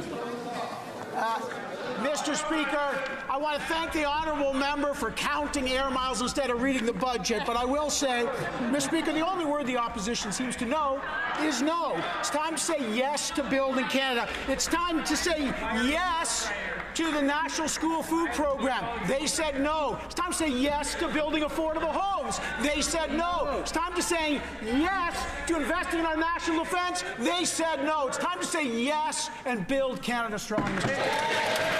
The honourable member for Bow River. Brookfield, air miles, I don't know. Mr. Speaker, every time the Prime Minister's wheels up, Canadian bank accounts go down. The Prime Minister has taken 28 trips traveling far enough to circle the earth almost 4 times. And what do Canadians have to show for it? No new trade deals, no concrete wins, just photo ops, fancy meetings, hollow letters of intent that never return real results. He met with China, higher tariffs on canola. They visited India, tariffs on yellow peas. Meetings in Washington, higher tariffs on softwood. Meetings in the UK, crickets for beef and pork. So I ask, is he even trying to get tariffs removed, or just rack up more air miles?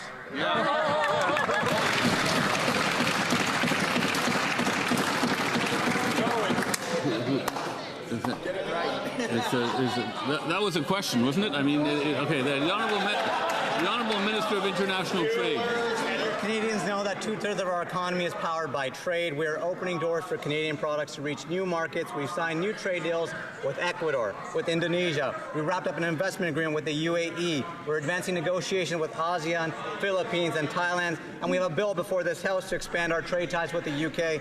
We are laser focused on opening new markets for Canadian workers and businesses. Thank you, Mr. Speaker. The member for Spadina Harbourfront. Mr. Speaker, last weekend was a defining moment for sport in Canada as the Northern Super League, our country's first professional women's soccer league, held its inaugural championship final at BMO Field in my riding of Spadina Harbourfront. Can the Secretary of Sport share with Canadians how our government is investing in women's sport, including the recent $5.4 million commitment to the Northern Super League to boost local economies and bring communities together? The Honourable Secretary of State for Sport. Thanks, Mr. Speaker. I'd like to thank my friend and colleague from Spadina Harbourfront, somebody who knows a thing or two about the fight for gender equity in sport and beyond, Mr. Speaker. We are seeing remarkable progress and momentum in women's professional sport across this country, and a smart, sustainable business model has built the Northern Super League, and it's redefining what's possible in Canada with professional women's sport. That's why 5 of Canada's regional economic development agencies have come together to back the Northern Super League with a strategic federal support of up to $5.45 million. We are helping to strengthen the league's foundation and create new opportunities for fans, communities, and nations and athletes nationwide, Mr. Speaker. I want to congratulate the Vancouver Rise on winning the Diana B. Matheson Trophy, and congratulate the Northern Super League on the honourable member for Niagara South. Mr. Speaker, the Prime Minister has circled the globe 4 times, meeting with world leaders for photo ops, meaningless letters of intent, and 0 investments. He's returned with nothing, and after 28 trips, Canadians are fed up. After meeting with China, China imposed more tariffs. After meeting with India, India imposed more tariffs. When he went to the UK, crickets. He went to Washington, and Trump imposed more tariffs. Why is it whenever the Prime Minister hops on a plane for another photo op, Canadian families get stuck with higher tariffs? Honourable Government House Leader. Mr. Speaker, I want to end this question period, at least the Conservative question. We started to this question period talking about a very unfortunate quote from the member from Calgary, Midnapore. I want to draw your attention, Mr. Speaker, to a quote from the member for Algonquin, Renfrew, Pembroke, that I don't think really elevates the late nature of debate in this House. She said, in referring to the budget, they would rather die than suffer the way this Liberal government had been making them suffer. I would invite that member to retract her comment. I don't think these excesses of language and quite obviously patently false entries into debate serve anyone. Well, is the member we'll have to deal with this afterwards. Make him answer the question. The Honourable Member for Rosemont-la-Petite-Patrie. While the Prime Minister is visiting the United Arab Emirates this week, horrific massacres continue to be perpetrated in Sudan. The Rapid Support Forces, supplied by weapons, with weapons by the UAE, have killed thousands of civilians, and Canadian weapons are reportedly being used in these atrocities. Canada exports millions of dollars worth of arms to the UAE. Will the Prime Minister put an end to these arms deliveries and suspend Canadian defence cooperation with this country until it stops supporting the RSF in Sudan? Or will Canada, end of question inaudible for the interpreter? Je sais pas si on peut. I don't know if I could be informed if the sound was cut part of the question. The sound was cut during part of the question. Can the member start again? Halfway through, there was a cut in the sound. Whilst the Prime Minister is visiting the United Arab Emirates this week, horrific massacres continue to be perpetrated in Sudan. The Rapid Support Forces, supplied with weapons by the UAE, have killed thousands of civilians. And Canadian weapons are reportedly being used in these atrocities. Canada exports millions of dollars worth of arms to the UAE. Will the Prime Minister put an end to these arms deliveries and suspend Canadian defence cooperation with this country until it stops supporting the RSF in Sudan? Or will Canada continue to be complicit in yet another horrific war?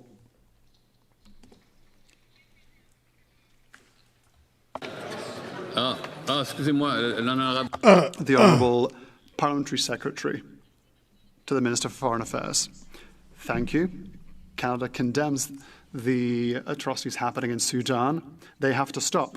We are horrified by the recent attacks in Al-Fasher, and we condemn the presumed massacre of 2,000 civils.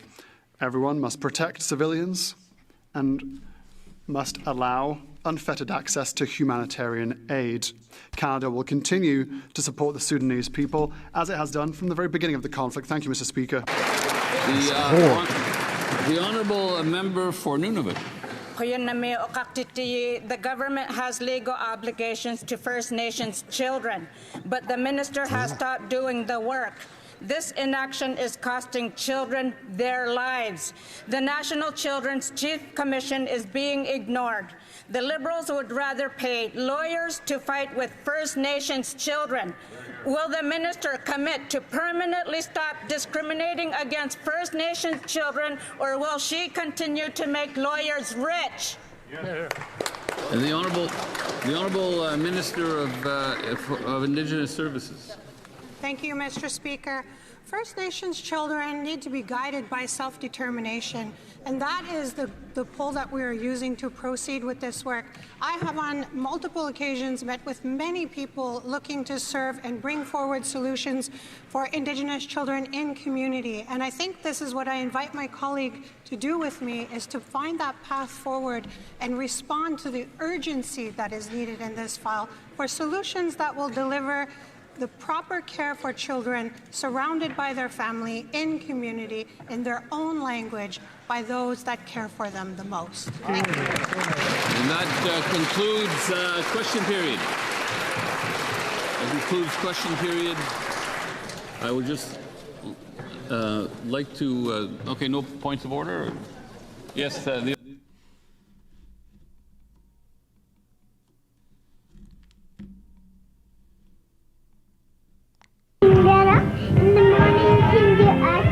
You should do exercises. That's important to our good health. And friends, tomorrow we are going to be visiting with a fisherman who will tell us about his very enjoyable hobby. Now, I would like to see you all through our magic mirror. Romper, bumper, stomper, boo, tell me, do. Magic mirror, please tell me today, did all of my friends have fun at play? I see all of my friends in Alberta. It's nice to see you. And I see Dan and Vivian. I see Marlon and Mona. I see Catherine and Harley. I see Anne and Like Elizabeth Santa Claus. and Jane. I see Bert and Nicole. And I see you too. everything. I hope to see you tomorrow, right here in Romper Room. Bing bong, knock knock, hey daddy do. Bing bong, tick tock, bebop boom. Kick off your weekend with exciting CFL action when the Edmonton Eskimos tackle the BC Lions in Vancouver. Tomorrow night at 10:30 on CFTO TV. Ding dong, knock knock, hey daddy do. Tip tap, pitter pat, granny cat too. Thank you all for tuning in.